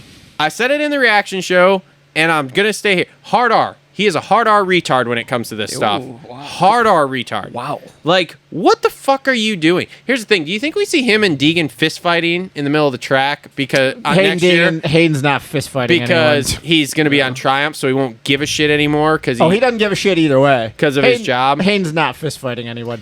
I'm just Hayden like, couldn't fight his way out I'm of just paper like, bag. bro. If you come out, Same. If you come out in an interview and say anything other than "Yeah, I can't stand that fucking kid," we all know you're lying. Like, this is now becoming a pattern. I think you would say it if somebody would ask him. You had zero shot We should at ask him. making that pass. Oh, I love Zero it. shot. I love it. I fucking love it. Should we DM him? Yeah, DM him. How you talk about how you're here for all the Hayden Deegan shenanigans? I mean, I'm here for it, bro. I'm here for it. I'm here for it, but I I'm just don't saying, care. Smith, you're better. Like, I mean, I guess not, but you're better than this, bro. Like, come on. Like, if you're gonna, he was faster than Hayden. He should have passed. If you're gonna make that pass, then First guy to pop up. love it. If you're gonna make that pass, then like learn to do it. Because like this is 2 years in a row I've watched you do this, and you don't fucking know what you're doing, dude. Like, come on. I'm here for it. Come bro. on. I'm here for it. I mean, bro. I love it, and I'm super excited when he goes to Triumph because then, if he even gives a remote of a shit right now, which is debatable, he's gonna give even less once he gets on Triumph because then he's not teammates anymore, so it doesn't matter. No, the moment that he lost his title chances weeks ago, he didn't care. I love it though, man. I'm all about it. I'm just like, dude, you gotta pick your spot better than that, bro. Like, let's just get our. I'm all about it, bro. Here's the thing. Do you think they fire him if his thing gets caught in his spokes, in Danger Boy spokes, and fucks up his rear wheel and he can't win that race? Like, do you think they fire him then? Because I think they do. Well, apparently there was a little more beef between Smith and Deegan. There's been beef. Okay, let's hear There's this. been beef for. There's been beef since Detroit last year, but let's continue. He said in an interview that he knew Deegan was racing for the title, but knew how he rides and didn't care, and also said he should have sent it a little harder in that corner to actually take his ass out. Love it. Hayden said, "You did the same thing last year, it didn't work, and it didn't work again this year. Why are you going to keep trying it? Maybe that's why he's been in the 250 class for 10 years. I'm fucking here for this. I mean, all day and twice on Sunday. The only thing I'll this say, is amazing. And then the next comment is, the Deegs is a wanker. Where the only thing. Wait, were they commenting on each other's shit? No, this is just an article from Moto Online, which is Kellen Brower. Kellen Brower, so that's Yeah. legit. The only thing I'll say to that is, even though outdoors, Smitty won't see Hayden at all, other than if he gets a good start in the first few laps. I'm Hayden, man, and I'm battling for a title, which we kind of all assume he's going to be in it. You might want to watch yourself now because you might have just put a target on your back. Doesn't matter. Smith doesn't know how to make a fucking block pass anyway. Here's the difference, though. Here's the difference with not knowing how to make a block pass but still trying to win, as opposed to not knowing how to make a block pass and you don't really care what happens at all. Look, here's Because if I'm Smith, I understand he doesn't care, and obviously because he was still trying to go for a win last Yeah. night, and then in Detroit it was different. But now he knows outdoors. Let's be real, he's not winning a title, even coming yeah. close. You might just. Oh, sorry, Blake just went from out from underneath me. we would not see him on a Star Yamaha the rest of the year. I don't think he cares. I don't think he cares I either. don't think and he gives a and shit, that's bro. fine. He's signed, again, sealed, I'm here delivered. for it. I'm just saying. I think if you see that, especially if Deegan's battling for the title, He's signed, sealed, and delivered. You're off that Star bike. I don't think he cares. I after think that I race. think he's looking for a reason to get off that bike. Maybe. He's signed, sealed, and delivered for 3 to 4 years. I don't think he gives a shit. Yeah, it's. All I'm saying is, even though outdoors Smitty is nowhere near Hayden's level, if I'm Hayden, I reel it back a little bit because you don't want to be putting targets on your back from dudes that might make it a little bit harder for you when you're lapping them. Yeah, I don't know. It's awesome. It's one thing. awesome. It's one thing to deal with privateers that can't hold a fucking line 25 minutes into a moto. Yeah. It's another thing to come up on a dude that if he wants to go into the red late in the moto, he can stay with you for a few sections. Yeah. And you guys have beef. I'm just looking at it, if I'm Hayden, I don't really get into a war of words with somebody that at least if they want to. Yeah, that is a direct quote from Deegan, by the way. I don't know if that's smart to be playing that game. Why did you just text somebody? Or? No, I'm reading the article. Oh, interesting. Smitty kind of waffled a little bit and was like, we're on the same team. I'm not going to try to take him out if our bikes could have got stuck together. Well, that seems... But Deegan in the end was like, yeah, he did the same thing last year in Detroit, ran into my rear wheel and fell. I'm like, dude, why did you do that again? Whatever. I mean, I guess that's why he's been in the class for 10 years, maybe. Literally. I mean, I can literally hear Deegan saying it. Yeah. All right. So and then saying, send it in a bro and something stupid in there. So anyway, so that's my take on that. Whatever. I'm here for it. Like you said, it's like I was talking about with the WWE stuff. Let's fucking do it. Yeah. Like off track. And if it carries on track like that, much like the Hunta and Ando situation, I'm here for it. All day long, twice on Sunday. Gives me so much to talk about.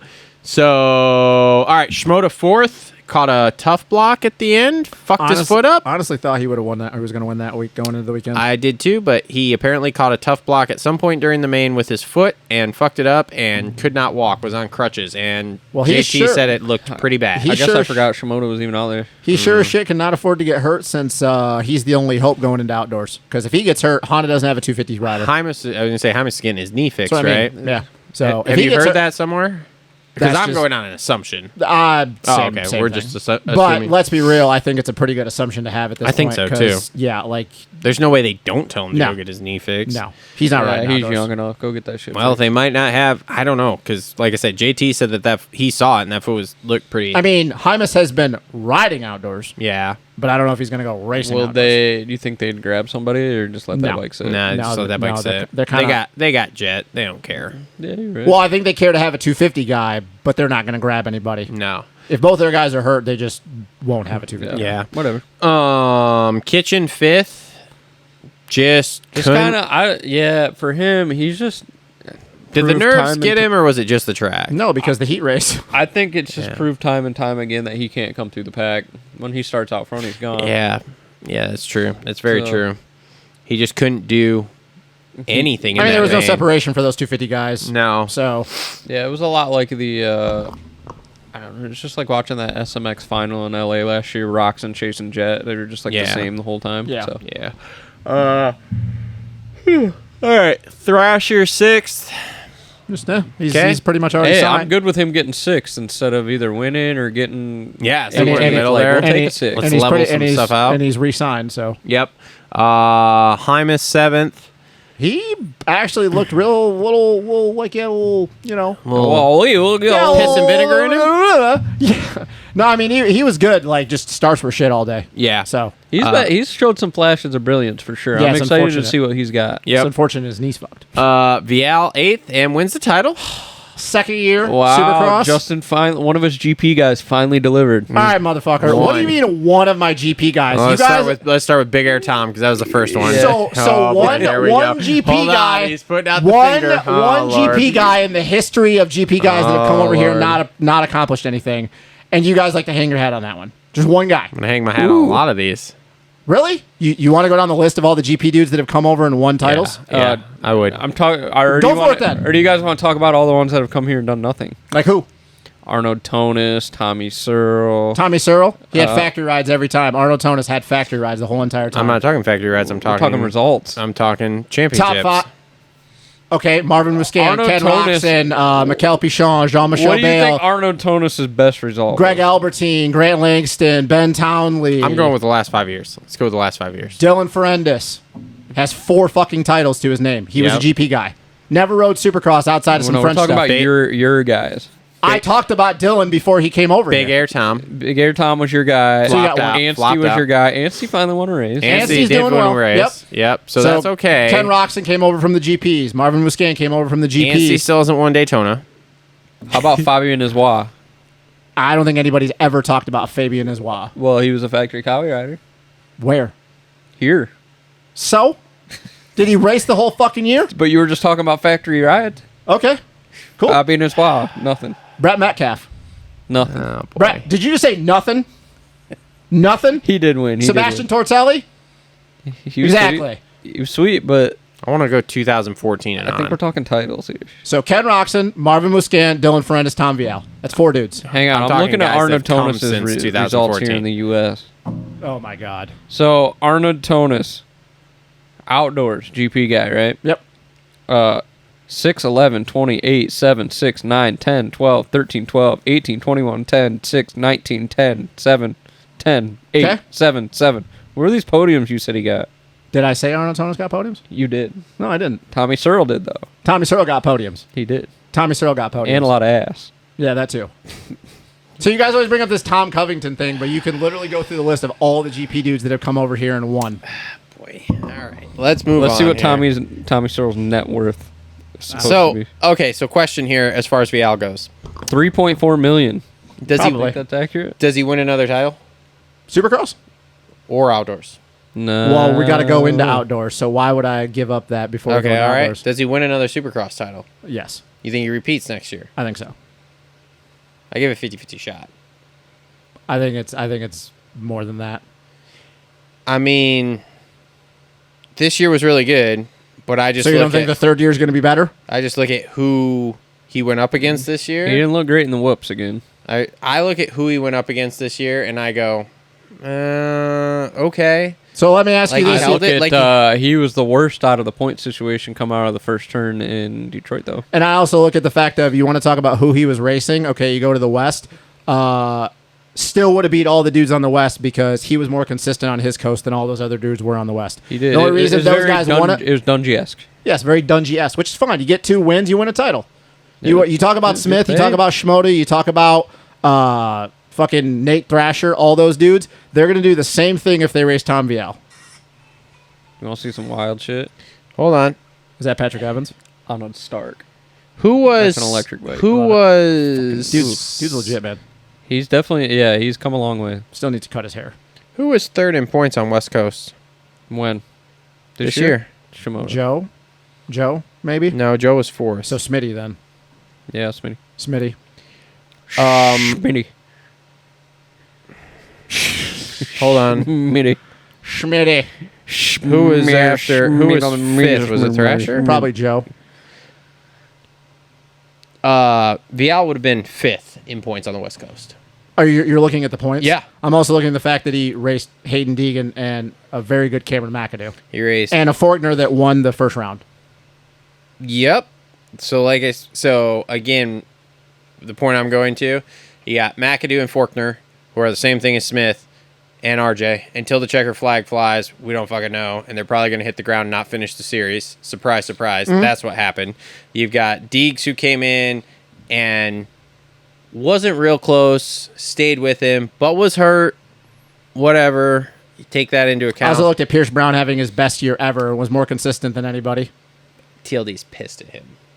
Well, And he's gonna Ryder start. D. Whatever. Hey, how about Max Lee is no longer the team manager? Yeah, now? Ollie Stone's been there for a while. Did 17 I'm just 17 looking. rounds. I'm just looking at it. Everybody that's trying to take it away from VL, y'all can suck it. I don't. No, he earned it. He earned it. He earned it this Well, year. always That's everybody's fine, but I'm always just I'm races. talking future here. Repeatability.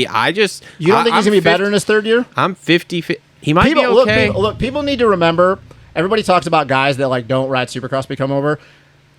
Y'all need to remember, and I'm not talking to you guys. I'm talking about people that watch the show. Tom Vial never rode Supercross before Yeah. this. No, I'm not saying it to you. I'm saying it to people that watch this because you know this. To you, To you guys. the audience, To you. who Never- he's not arguing with because he's arguing with me right now. Never rode Supercross, didn't even run French Supercross races. So Tom winning a Supercross title in his second year Yeah. is almost as improbable as anything you could ever find at the professional level in I the don't sport. think they expected him to win a title this year. They either. didn't. And He no. just kind of No, Marv- got his way into it No. and got it done. Yeah. And he did. So Yeah. I think that you'd give him another year in this country and another year to learn how to test for Supercross. And now you have the confidence of, I can win a Supercross title. Dude, he's only going to get better. Only going to get better. If we have a year where we don't have so much wet, shitty, and we have whoops, even at 9, but we have whoops that hold together slightly better than we have this year, I don't know that he does it, man. I don't know. Because you look at the races he won. So he won Daytona. Those whoops were completely slot car jumpers the entire day through because it was so wet. You go to, what was the other one he won there? Not Birmingham. Arkansas, Birmingham, yeah. So he wins Birmingham. There was no whoops. Okay. I also watched him in Philly be down in the start with Hayden Deegan and then work their way through the pack and him get second and have Hayden on his ass the whole entire time. Yeah, I mean, like So I said, it's good, but I don't know that it's a surefire. Yeah, he's gonna come back and repeat. I don't think anything's a surefire. Well, not in the 250 class, bro. I don't I want just don't like it when everybody tries to find a reason to take stuff away from people. I'm not trying to take anything away from him. He won this title. He did awesome this year. He's French? Yeah, that's exactly it. I'm just saying that, like, when I look at it and I go to Jean Giraud. repeatability factor, I don't know that I necessarily look at it and go, yep, that is definitely going to be my title guy. Is he in the talk for it? Yes, but is it like... He's not my definitive title guy either. RJ's not a definitive title guy for me again next year either. No, but I look in the 250 class come Supercross at this point with this group of guys, not outdoors. Outdoors is different for me, but Supercross, I don't look at the fastest guys because we could say that Austin Fortner should have won it because he was probably faster than everybody. No, but look what happened. The 250 class to me is all consistency because it's such a short series. Supercross at least, right? Yeah, it's for outdoors. Yeah, it's such a short series. Like, look at Kitchen; he gets 1/14th and he loses. Yeah. After dominating. Where with Vial, I can look at all those dudes and go, if I'm in a championship fight with him, I'm going to trust his consistency. He's not going to be faster than all these dudes all the time. No. But I think he's going to be more consistent. But I think he stands a good chance of repeating. It was a mere question here of, like, what do you think? Because, like I said, I question it. I don't necessarily look at him for next year and go, yep, that's it. That's the guy when he's on East Coast here that's going to necessarily get done. Again, we don't know who he's going against too, so that's a whole nother thing. But it's questionable. Dudes. And yes, maybe possible outdoors, which we'll get to this year. I don't know if he goes 450 or if they keep him 250 next year. Did you see that comment that jackass made? They're like, oh, bad idea for Tom to win a Supercross title this early. He goes 450, no ride. And I'm like, you really think Tom's not going to have a ride at KTM? Dude's going to have a ride at KTM. Well, yeah, because they love Tommy. He's got too much At the worst case, I think they're going to get rid of AP. Yeah. Best case is I think that Chase actually moves on because they don't get this bike figured out the way he really likes it, and then he takes Chase's spot. Yeah. So I just laughed when they were like, "Dude, Tom's no." I'm like, "Are you serious?" That was one of those comments. What he's done for them in Europe, like his loyalty will go a long way. He's got too much pull at KTM. Anyway, moving on. Swole 9th. Good first. Just another good season for him. And great for Triumph their first year in Supercross. Yep. Yeah, I thought that was great. Ricky was kind of sucking him off on the broadcast. Shocker. I think Ricky's trying to suck off Triumph. Yeah, 100%. But Jalik has actually had a couple podiums on Supercross previous, right? I think he only has one podium. Let's see. I think it's because we watch him and we look at how good his starts are and we think that he would have more. Because, I mean, dude, he's led actually quite a bit of laps in the main. No, man, Jalik's good. Like, he is good. He's a good fucking rider. Now that he's finally got his shit figured out, he is a damn good rider. Second in Arlington, 2 in 2021. He had 2 or just 1? That's the only one I've seen here. Supercross. So 1 podium. But still, though. Yeah. Yeah, this is pretty much his first Supercross season that he's completed, right? It's the first season that he's been healthy the whole time. I think so. Yeah. He was struggling bad with the whoops that 1 year. Yeah. Yep. No, he's been good, so man. That's basically it. Yeah, he's been good. One podium, so. And I think he'll be better outdoors. Yeah. Yep. Bike solid. I seen one in person at JT Tycho. Oh, yeah. Went in there and checked one out, and it's a solid bike. Cool. Bike is solid, bro. That thing's got a power plant underneath it, too. Phil Nicoletti, 10th. Love Phil. Last Death Cross race. Love Phil.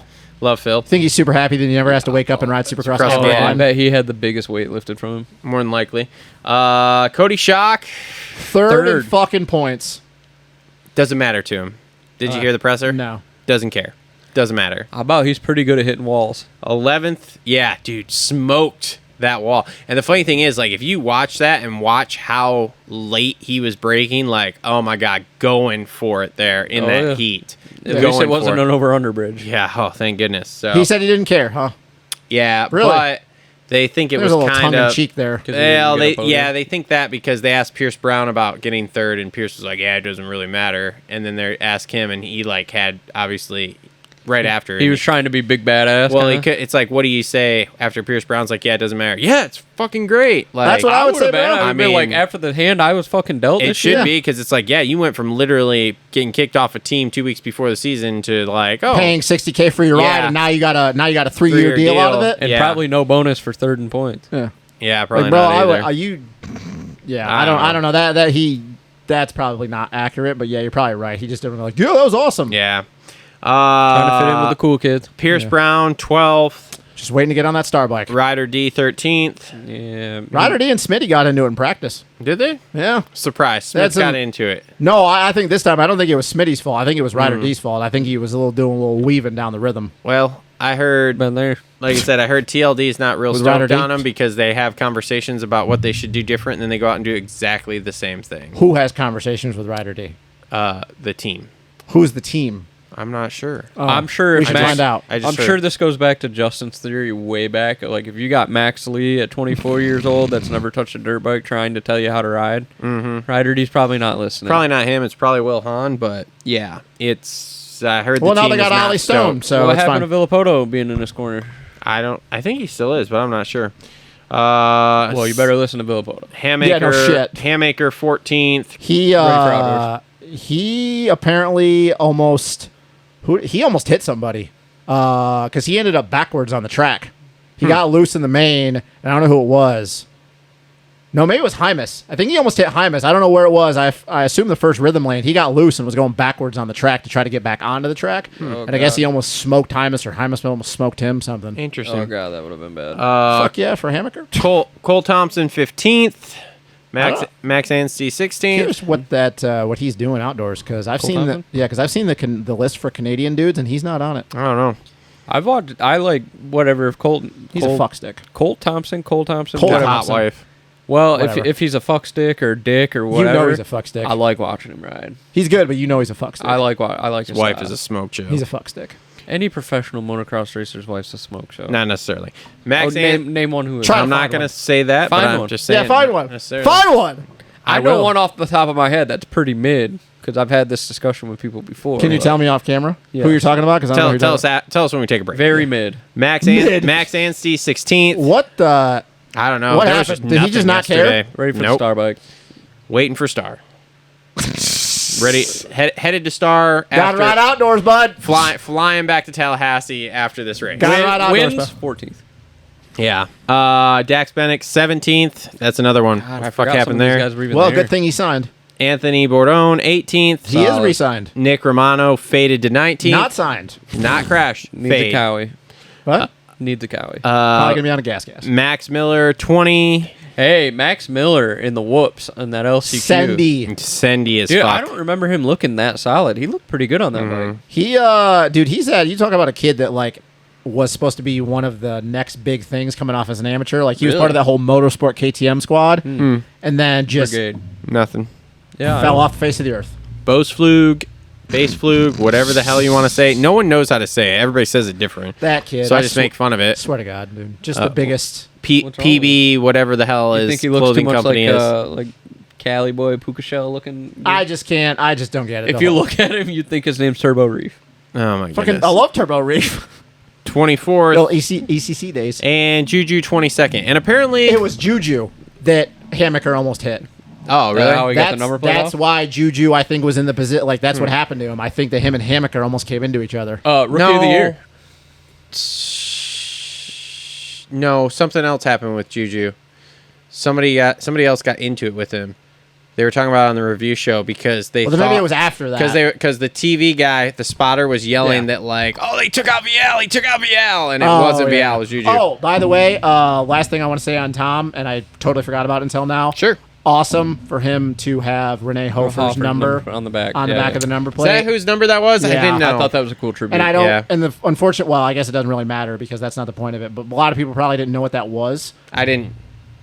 Well, yeah, I didn't expect you to. But seeing that, like Thanks, that kind of Kate. warmed my heart a little bit. I was like, okay, because him and Renee were like they Tight. came up together. Yeah. You know, and Renee would have had not that this is important, but like he would have had a really promising career had that not happened. So Yeah. that was really cool. Do you think KTM is stoked on Juju's Rookie of the Year? I heard that they're fine with him.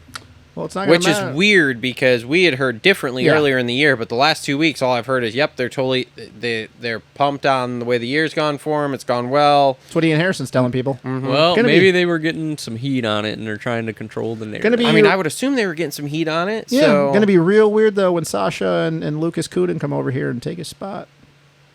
think Lucas is going there and not. No, Lucas is going to go to KTM.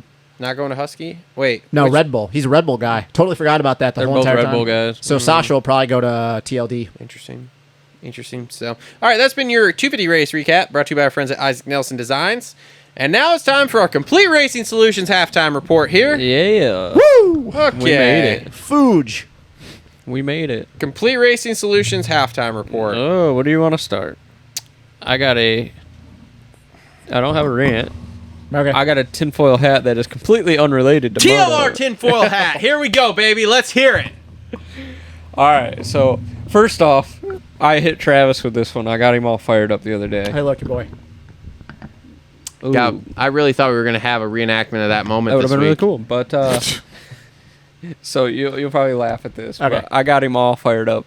Okay. So the tornadoes roll through, right? Oh, and Cole said the smartest thing I've ever heard him text I me. hit him up and I'm like, hey, do you think the government was trying to take Pfizer out and they were one building off? Oh my god. And he hits me back and he's like, yeah, bro, the chemtrails were a little higher yesterday. No, hey, yo, I pointed that out.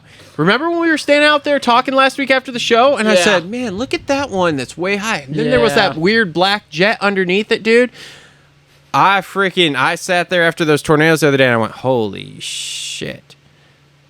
Don't even get me started, dude. There's Stop. patents for tornado weather controls. You can look it up. I just saw the TikTok on I this can't today. get into this because I'm a big tornado geek. I can't go down this road with him right now. What? The fact that they've known how to control the weather since fucking World War II? If you knew more about tornadoes, you would realize that tornadoes are impossible to Control. Would you like me to show you the patents? Because I I'm don't care. sure I can go don't back. care. I don't care. I know, it's crazy. We have patents on how to do this, but that's impossible. I don't care. Tornadoes, dude. Tornadoes are too hard to control. Okay, here's my second tinfoil hat. I love this guy, and he's very open to some things, but some things he just sticks his head in the sand Not and with just tornado- goes, nope, Not with can't do it. tornadoes, man. I've seen. Yeah, because they His definitely head might be too far in the They sand. definitely didn't. I've seen the destruction and what tornadoes can do up close, and it's not. Hold on, let me ask you this. Just go drive down Millham, like a quarter mile away. I was at Monster when an F4 tornado almost. Let me ask you this. So the rains in Dubai 2 weeks ago, those are just totally natural? Well, I know those aren't natural, but did the guy that was calculating the seating go a little overboard and flood it? Or Brazil? Did he go a little overboard when they calculated those that just took out half of Brazil? Look, man, I'm not gonna go I down don't this know. road You with tell you. me what was in Brazil where it flooded. Nothing. A bridge. A bunch of low housing income. I bet if we look deeper, I bet there's things. I'm not gonna go down this. Anyways, why'd you do that? I fucking hate you Yeah, so I much. told you. Hey, look, Puka Shell. I told you, doesn't he look like a? Yeah, man. Oh yeah. Doesn't he look like he needs a surfboard? Oh and my needs to god, hang I want 10? to slap him in Hey, his face. look, we are probably lucky that they did miss because otherwise, It would have hit this place. well, maybe. My house almost got hit. No, but me and Ashley were talking about it the other day, and we're actually more concerned about the chemicals and shit that are there that it would have thrown in the air just randomly that we probably wouldn't be here right now because Well, that's we'd why have to they get wanted it. evacuated. That's why they wanted it to get hit. No. I fucking hate you. Stop talking. No, they would want to take it Oh out my because God. there's things in there that would pertain to things that happened over the last 4 years that they don't want out Out in of the there. courts where they're Yeah. at right now. Yeah, yeah. You want me to get you some sand to stick your head in or what? I can't have this conversation. Anyway, I know it's weird. To so here's know the my truth. other It's not the truth. tinfoil hat. Okay. So have you guys been under a rock today? You know what's going on? No, I've been working all day. Oh, I have been working all day too. What's so up? the Roaring Kitty guy that was part of the GameStop thing, Yes. Okay. AWOL for 3 years, Okay. put a tweet out last night. Ooh. GameStop and AMC are up 90% today. Get the fuck out. Well, that doesn't surprise me actually. So he's just been firing off posts again, like he's back. Cool. So shit's going sky high. Perfect. So, do you think with all of his influence, he was compromised by the government to jack up the prices so the big boys can make some money and fund some You campaigns? also let me a robot. Yes. They're jacking it up. The big boys will make their money and fund some campaigning here in the election year. It's just timing that it's coming back here. So I don't know if I would go that deep. This is just quick thoughts because I haven't really paid attention to this. He's going to be buried in it tonight. This has gone up 74% today and 12% after hours. Why Get did you Go do- look at AMC. I put $250 in at like 8 this morning and made Why- $100 by noon. Why would you do this? Why would you do this? Wow. Hold on, Why let me would look you up do this, bro? AMC. Why would you do this? I knew this was going to be good. Oh my I knew God, this was you're going to such be a good. jacknut. And then we'll get back to the moto Wow. stuff. Yeah, but thank Get God. out of here. Are you looking at AMC? Yeah. Why would you do this right now? I fucking hate you so much. Oh, I don't think Kenny likes watching this. Okay, so there's two trains of thought you could go down with that. You could go down with either yes, he's compromised and they're using it for some nefarious act like that, or you could go down, he realized the actual influence that he has now after all this, and he's like, if I do this, it'll pump up. I can be like, yeah, and then in a week I can dump it off and make a whole shit ton of money again. So there's a couple of nefarious. Either one is not great per se, but so I know that's going to be real if crypto starts firing up again, because all that was all crypto's going. I've seen a couple different guys talking about how Ethereum's going to double or triple in price here in the next firing month. Back up again. Yeah. So Sam Bankman-Fried, they're going to let him back out so he can fund the no. So Sam Bankman-Fried thing, that was a money laundering thing by the Democratic Party. That's what I'm saying. They're just. I'll never forget when Mike Grondel was on this show and he said crypto is just the big boys loading up and it's a Ponzi scheme. Yeah. And no shit, after the election happened, that shit was gone. Weird how Mike knows his shit. Yeah, it is.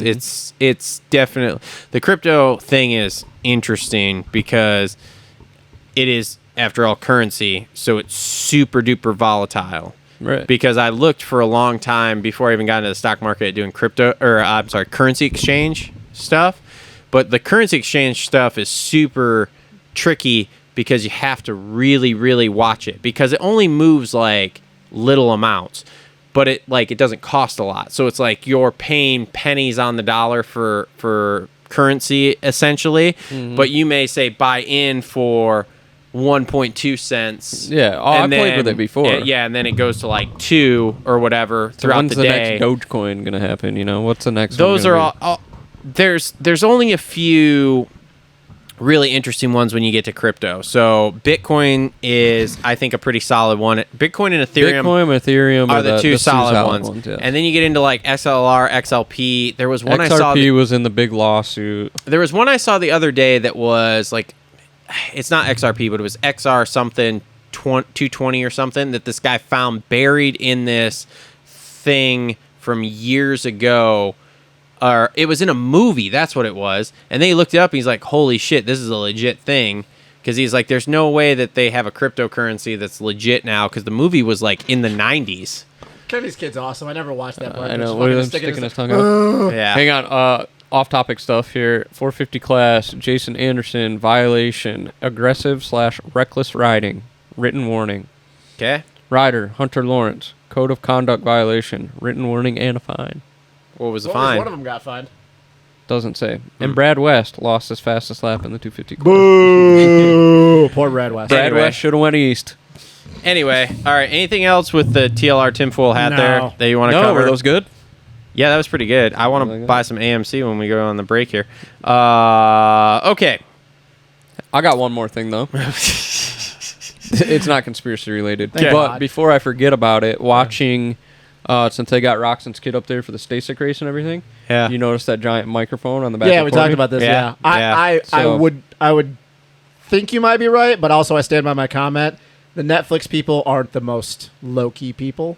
Could they maybe mesh in and look like Feld people? They could, definitely. That's why I said that. Like, it's definitely possible. But Maybe when it comes back up, let's look around and see who's out on the starting line here. But I assume that they would be same thing as everybody else, which would be they'd have to have the vests and stuff on for video people. So it's probably going to be kind of hard to tell. kind of blending in. Yeah. And like I said, they even though it's not going to be the same people as the Formula One crew, still the Netflix people are very in your face. But you might be right. Yeah, like, I just thought it was interesting. She was wearing that giant microphone. No, I mean, like, what other reason? Because and you couldn't, she's talking to the kid on the line there, and you couldn't hear her through the stadium. So there's no way she was wearing something for the stadium. No. Yeah, because when you start thinking about it, like, what other reason? Like, what? Unless they're doing some kind of show. And who's doing something with Kenny right now? Like, I mean, always he's doing something with somebody, but like, who would it be? Like Fox? Yeah, and they had Astaphan standing there, like the. I guess I didn't even notice that. Yeah. I mean, it could be. You could be right. Could be I right. hope I'm right. Yeah, that'd be cool. Because then we're looking at 2025 for Netflix. Yeah. Okay. Holster Co. Reload ramp. Oh boy. Can we talk about how Alden is just a basic trainer? Douche. He's just a basic trainer. Can we just point out the fact that none of the guys he's really taken to titles here? I feel like for the we've last been all several I years feel like here. I just want to. I've definitely been one of them. Like I've I been just saying want to this for years. rekindle this. Like he's had Mookie, AP, RJ did win a title here, but like All of I'm his just saying his title guys were title guys with or without him. all of his cream of the crop guys had already won titles before they got there. I just want to point out that it's like everybody thought for the longest time he was Scott, and it's like he's not. Like if he gets a title He's a guy cyclist. like Stu or whatever, he can train them. That's fine. Also, what happens when you shoot people full of? Shh, we're not talking about that. We're not going down Sorry, that road. I didn't mean to do You that. scared me there. That happens, but we can't steer a tornado. What? Yeah, Stop. you want to refire up the TLR tinfoil hat? What here? does poking someone with a needle have anything to do with the weather? It's just a conspiracy theory. It's a No one does conspiracy that. theory that guys are juicing in our sport. Sure, it is. Anyways, But the patent to steer a tornado, that oh my god, doesn't stop, exist. dude, stop. I'm gonna have to look this Stop. patent up because I think it's fake. I'll- It's the I'll go stupidest back- shit ever. I'll find it. he I'm believes sure- whatever he sees on TikTok. I'm sure I'll get another one. I mean, when there's screenshots of the patent from the patent page, it's hard to Those be people like, also don't know dick about how weather works. okay, So, anyways, the let's patent office. no the people that talk about this on social media. Okay, all right, sure, that's cool. So, So who's controlling it then? some guy in a room? People in the airplanes, bro. Sure. Yeah, who's sending the airplane out? It could be. Is this why the Boeing people are getting capped? No, that's different. Well, could be a thing too. It's interesting. Everything. There's Nobody- lots of no- interesting. no- If Nobody- you fold the dollar bill 3 times, it has the Twin It's got the Towers eye on it. Yeah. There's lots of interesting thing on money. Nobody's controlling All an right. F5 tornado. But Alden, just a normal trainer, And- nothing special. It's also kind of weird how all of the guys that he had come to him that were already previous champions that won champions. Yeah, they you all start seem to thinking about it. Like, who did he really They all take? seem to retire not long after. Yeah, he yeah, didn't. He who didn't, did he take to the next level? No. He Nobody. doesn't. He doesn't. Nobody. He doesn't. So Nobody. I just wanted that was brought up to me, obviously, in talking to certain people who were not just gonna. Ooh, purple bars are back out, boys. Nice. Not that hard. But Everybody feels this way about Yeah. Aaron, man. yeah. So anyway, okay, moving on. That was Holster Co Reload rant. The Jace. Have you guys seen this Jace and Cooksey beef that's kind of going on? And what I mean is No. more Cooksey towards Jace. Have you seen this? About the is- privateers. Yes. Oh, yeah, no. Jace but does look like kind of like a bitch for deleting the video. Oh, he deleted it. He deleted it. Oh, I haven't seen this. Okay. Yeah, so he like clipped it on YouTube. Yeah. Like privateers need to go or whatever. Yeah. It has been deleted. Wah, wah, wah. Huh. I like the guy a lot, but like, bro, don't do that, man. That's a bad look.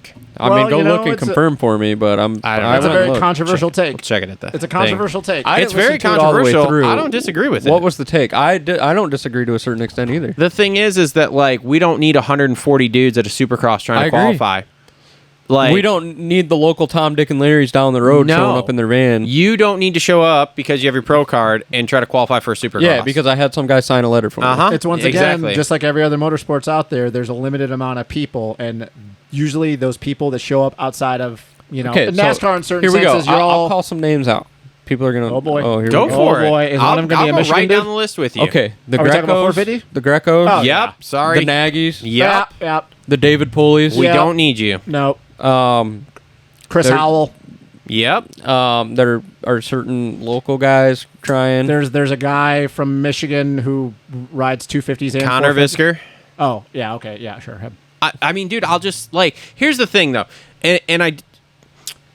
The thing is that If you want to make it, go to find some kind of feeder series and prove that need- you're worthy. this is where we need Feld to step up a bit more and help create Provide the feeder some kind of series funnel. for that. Yes, so that the guys like the Connor Viskers, like the Nagys, like that, can go and actually make a little bit of money, much like they're kind of doing now, in a series, build their name a little more. And here's the thing: I think people are getting twisted up a lot. Is these guys are like, oh, no way, you can't kick out the privateers. Core guys like us like the privateers. A vast majority The normal and a lot Supercross of fan. people The don't average- fucking know The average Supercross fan. outside of the Kevin Moranz, the Justin Starlings, the guys like that, again, who have built a name, who I don't think those guys should be out. No, we everybody gets it twisted. There's satellite teams, Yes. which is your Club MXs, your Firepowers. Those are PRMX. privateers. Because your Kevin satellite Moranz guys, Racing. Kevin Satellite Moranz, teams. Starlin, Grant Harlan, Mitchell Yes. Harrison, Cade Clayson, Gizmo Josh Mods. Cartwright. We're not talking about Marshall Welton. We're not talking about those We're not guys. talking about those We're not talking about those dudes. No. We're talking about, and we're not saying that they shouldn't eventually get the chance. They worked away, get the points. They earned it. We're just saying that if we're going to try to look as a professional elite sport, and we've talked about If you're this with 4 the elitists. seconds away from even making the night show, what the fuck are you doing? Same thing. We're talking about that's this with the thing. nationals. When you go in and you're 10 seconds a lap slower than the 40th place dude, you probably aren't even winning your local B races. See, nationals are a whole different bag of worms because nationals, like, I don't have a problem. That I to me, do. I have a that problem to when me you get is laps. much Nationals more is a little more because you got 40 gates to fill. But and you're it's much also- more grassroots. So I'm like, okay, with nationals, I'm like, I have a problem if you get lapped 3 times in a moto. yeah, I mean that's the thing too, but I have a big problem with I that. don't know. There's a lot to unpack. There's a with lot it, of doing it for the bio, out and there. there's a lot of jumping down throats here with this So that does I'm Evan Ferry make like, the top 40? it's not. Evan Forey make the top 40? Who? Evan Ferry. Yeah, we'll get to him. We'll Mr. get to him. Inchbanger? Okay. We'll get to him.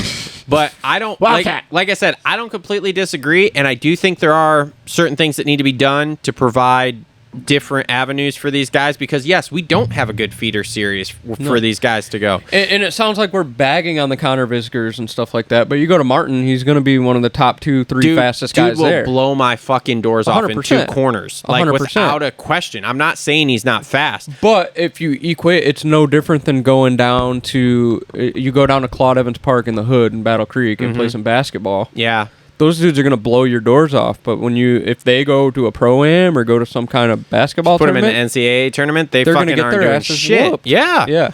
And there's no place for them there. Yeah, it's just the core guys come out of the woodwork when this stuff gets said, and they jump down throats, which I'm sure they will ours too. Because I'm gonna clip this too. I'll get in on this here. Oh, GameStop's above $35. Just got my alert. But I'm not. I've said this for a while now. I think that Supercross should be an elitist sport. We should have a full. It should be a full 17 round series for both 250s and 450s. Race whichever one you want for as long as you Start want. doing fill-in contracts like Phil 100%. Nicoletti had. So a bike's on the track every time. There should like be this fucking Manufacturers Cup thing. There that should they're be trying to push. 40 dudes per class per race there. You should have your backup guys, your reserve guys, whatever, just like they do in Formula One. I mean, IndyCar's the same way, man. I was literally having this conversation on Saturday night. I'm like, I don't understand with the way Formula One is going right now, how you don't, especially with us, because I feel like, especially with Supercross, we're the tip of the spear when it comes to motorcycle racing. I like dirt bikes. Bike racing. Give the I fill-in just guy don't- 60-70 grand a year and take care of everything. You can live off that. I just don't see how you don't just look at that and just copy that model essentially into our sport and go, okay, cool, this is where we're at. Like perfect. Well, IndyCar's the same way. Like right now, and this kid out of France, he was a Formula 3 champion, and he drove the Super Formula series in Japan. His name's Théo Pourchaire. One of Arrow McLaren's guys, David Malukas, got hurt with a mountain bike accident before the season. Hasn't been able to race, had to get his wrist reconstructed. They brought in Théo Pourchaire for Long Beach. Théo did pretty good, goes to Barber, runs top 10 for a few laps, ends up like 15th or 16th. Finds out David Malukas is not going to be healthy for the rest of the year. Arrow McLaren parts ways with David Malukas. Guess what? Théo Pourchaire's got a seat for the rest of the year outside of the Indy Bingo. 500. Yep. Because he went and he proved himself. Yep. There you go. So yeah, so I'm totally on board with that and what Jace is saying as far as like this being an elitist sport and let's eliminate some of these privateers. I don't need all these dudes in the back of the pits in their van. I don't need it. I don't need it. I don't need it. You should be able to have it, like, it should be teams who have a truck, whatever. Again, 40 guys, and that's all we need. Because we're just looking at it from the sense of what Jace is trying to say. We're trying to bring our sport to the next level, and we keep talking about how we want to grow, and we want to grow, and we want to be respected. And unfortunately, Homeboy that is in the his only van way, in the back is not growing the sport. That's the only way we can grow this sport is for that image, is to have the best of the best. I'm Plain and simple. I'm not showing up to watch Nagy ride. No. Nagy's a good outdoor rider. But as far as Supercross and goes, again, another guy that's fast as fuck and will blow my fucking doors Alex off. Nagy's a damn good rider. Yeah, I very mean, talented kid. you take those guys into. Yeah, I mean, you take a random fan into a stadium and they watch the A practice. You're like, damn, those guys are good. B, damn, those guys are pretty good. You get to see, and then you get to see, and they're like, damn, I think I could do that. They're But then literally asking me, can you do that? But then it's funny because then you take them to an outdoor track and you just take them for Yeah. what it is, and you don't put the Jet Lawrences of the world on the track with them, and you go, holy shit, that dude's fast. Yep. Yeah, he's fast. There's just a difference between being elite and just being a really good dirt bike rider. Yeah. I mean, you look at a guy, so like Jace Kessler. Yeah. I would call him a bubble guy. Yeah. I would call him a guy that he could go to a feeder series and he could earn himself a fill-in spot to a satellite or factory team. Mm-hmm. Yep. Yeah. 100%. I mean, look what Marshall Welton has done. March, same thing. We didn't talk about Marsh. Foot peg coming off. Foot peg came off. Yeah, he I sent know. the whoops on the last lap with no foot peg. Wild. Dude, Marshall's... So we now this year have learned what happens when you hit the whoops without a foot peg and what happens when you hit the whoops and with no shock fluid. Crazy. I think I'd take the no foot peg. I'd take the no foot peg. Did you have some silly season stuff or whatever you want to talk about? Dude, the 250 your class. source? What? Who's your Shut source? the fuck up. The 250 class is just wild. Just the ins and outs and people that are moving around for next year. Yeah, lots of spots moving around. Pierce Brown, Max Anstey, Garrett Marchbanks, Max Volin, Nick Romano. You heard that Marchbanks is going back to PC? He's I either heard got that. them or Triumph. I think the I've heard PC thing would be PC. kind of cool. Well, yeah, PC, but Triumph has also poached him. Which is weird. I wonder what that situation was. Triumph I is don't also know. poaching Styles Robertson. That's a they waste are, of a sign. he's Bobby Hewitt's guy. He's Bobby Hewitt and Scuba's guy. Yeah, I guess. I mean, I feel bad because it's like he's not a bad dude, but he can't He just stay gets hurt healthy. a lot. Yeah, he Max can't stay- Voland is, out. He might go to Triumph. I think Romano is going to end up at How many TL. dudes are Triumph signing here? So you got Joey on 450. Where are they getting their money? Triumph. Drugs. Joey's on 450, so you're going to have Smitty and Jalik. They're looking at Styles, Max Voland, and there's one other dude that they're possibly going to poach. But I don't think that's... they're just looking at someone. Interesting. Super interesting. They want 4 250 dudes. They want 2 for each coast and then Yeah. a 450 guy. So... Interesting. Super interesting. Can we talk about futures? I know we watched the futures race because we're I knew this was rewatching going to happen. the broadcast here. I knew the whole thing was going to happen. Where the fuck was the futures race on Saturday? What do you mean? When was it? Yeah. It was It during was the on the pre-show. broadcast. It was on the pre-show, bro. So the everything started at 8, right? The Yeah. show started at 7:30 and they broadcasted it. Wow. Yeah, but It's you know really the cool. funny thing it's really is- cool that I fucking knew that. You know was what the funny was thing gonna We is? happen. literally just watched it Well, 30 I minutes understand ago. that we saw it here on the replay, but I didn't see it Saturday night. The funny thing is, But is you that didn't watch till actually... late. I didn't. Huh? You didn't watch it till 8. I didn't. Well, I got Yes, in sir. some of the pre-show, but I didn't get all of it because again, was it announced that it was on the pre-show? Because No, my this is where you had to understanding- look. This is where you had to look at the schedule. My understanding, it was during the night show. That's No. what they're trying to do, That's right? what I These thought. guys. And actually, it wasn't even during the pre-show. That was recorded from right after the last 450 practice. That's what I thought. Is it was going Yeah. to be in the practice thing, and then all of a Yeah, it sudden the was. practice thing Yeah, it was. disappeared, and I was like, "Where the It hell was. did where the hell did the practice show go?" The 'Cause somebody 450C even dudes- asked me in the live, like, "Hey, are you going to stay on for the futures?" I was like, "No, I got stuff I got to do." And then it was just gone, and I was like, "What the hell just happened?" The 450C group ended. 10 minutes later, the Futures main happened. That's why the track was so fucking beat. It's super duper cool. Because it was funny too. Because I'm looking at I knew that they were probably going to do that because I checked the schedule always. Yeah. So I knew it was going to probably be on the pre-show because they did the same shit last year to us. So I was looking at it and the pre-show came on and I'm like, oh, they're gonna they're gonna fill it and they're gonna show us the future, whatever. And then they're showing in the stadium and I'm like, These are the things with our sport Yeah. that drive me fucking bananas. GameStop's up $1 since Okay. you looked at it. so yeah. But shout out to Cole Davies. He's gonna get that TLD ride next year. So he's probably going to be on that team, I would assume, for outdoors next year. I think he's going to do another year of Futures Supercross. Hopefully. Good for him, though, man. Is he an A rider or B rider right now? A rider. Okay, good. So his points counted. Kind of coming out of nowhere and just Yeah. proving He's himself. got to up his pace a little bit outdoors, though. He's been on the struggle bus at the qualifiers. I don't think they give a shit about outdoors. I think he should give a shit about outdoors because he's not going to go out and kill it in Supercross. Maybe. I don't know. Anyway, all right. Anything else halftime report wise here? Been at this for a couple hours. It's I been a just bit of want to also point out that Ricky is so much better in the booth when he can bounce stuff off another racer. yeah.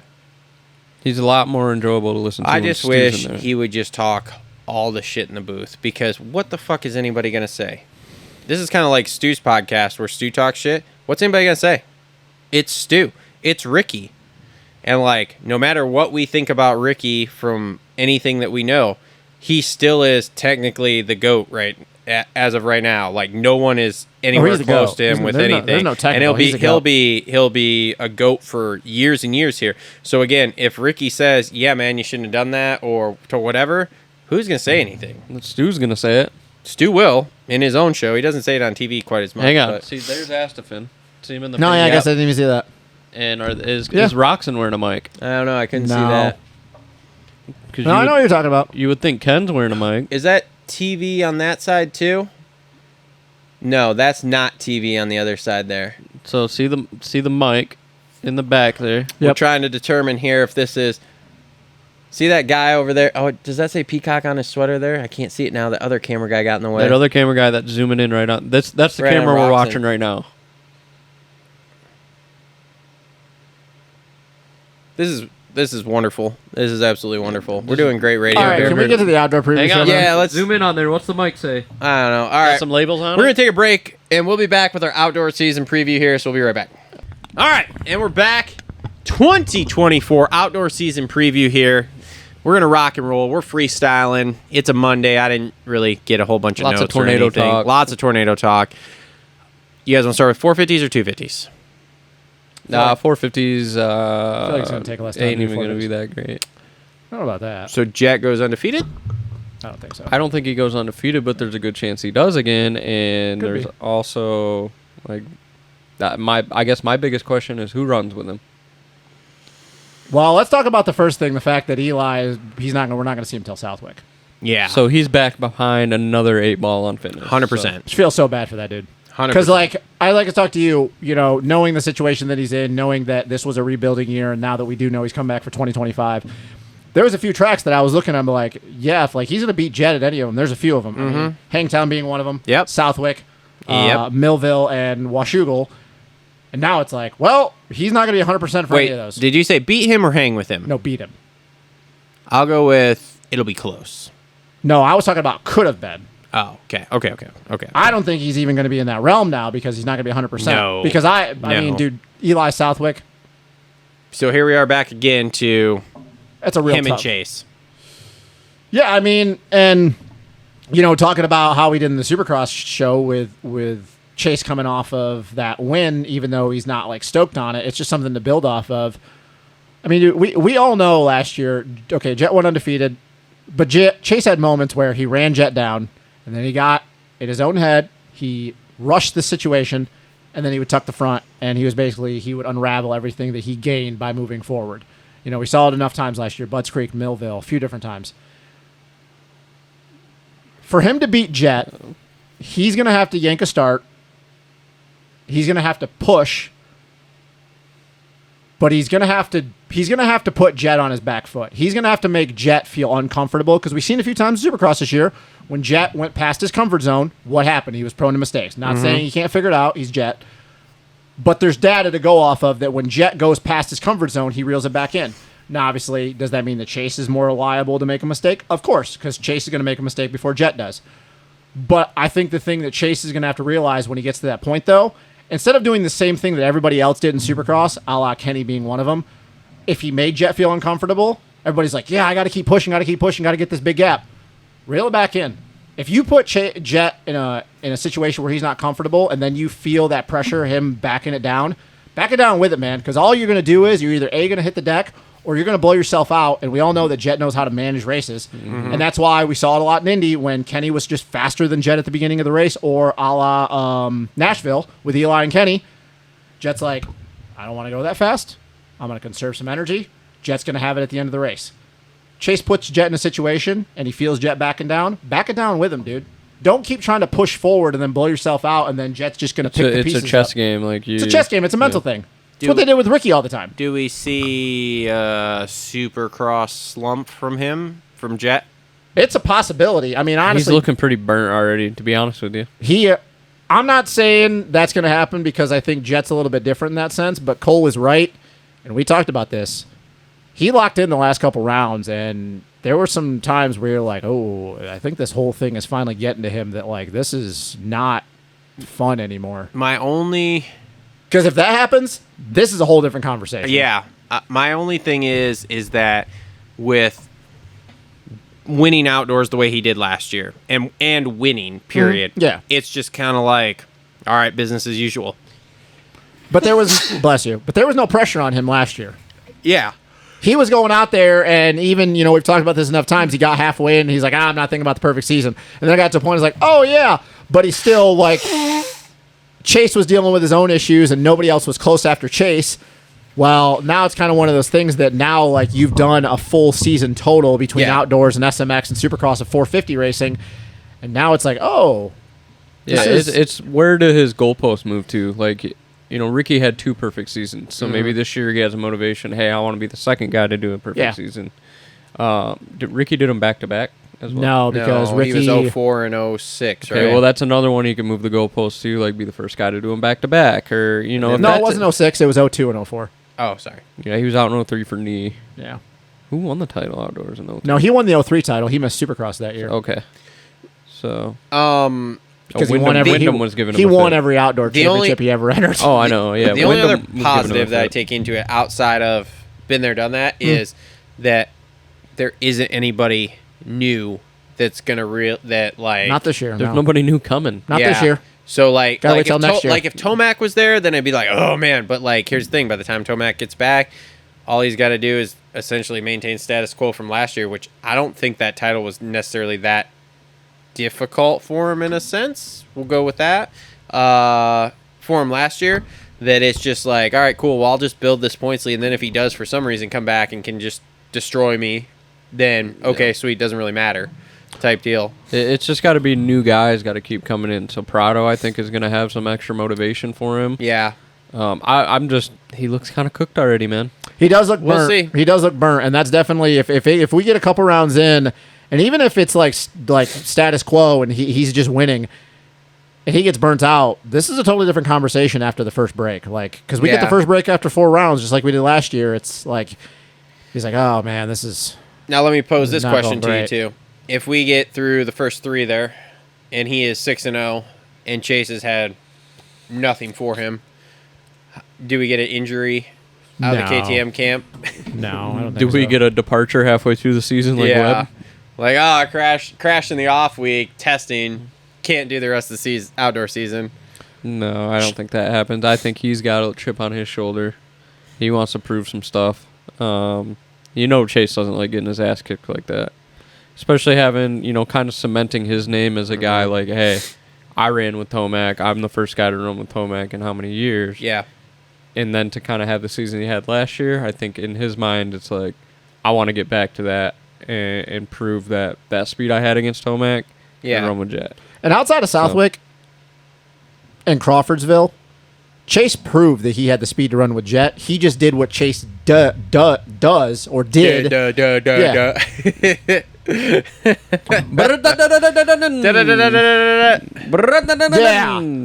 So he knows he can run with Jet.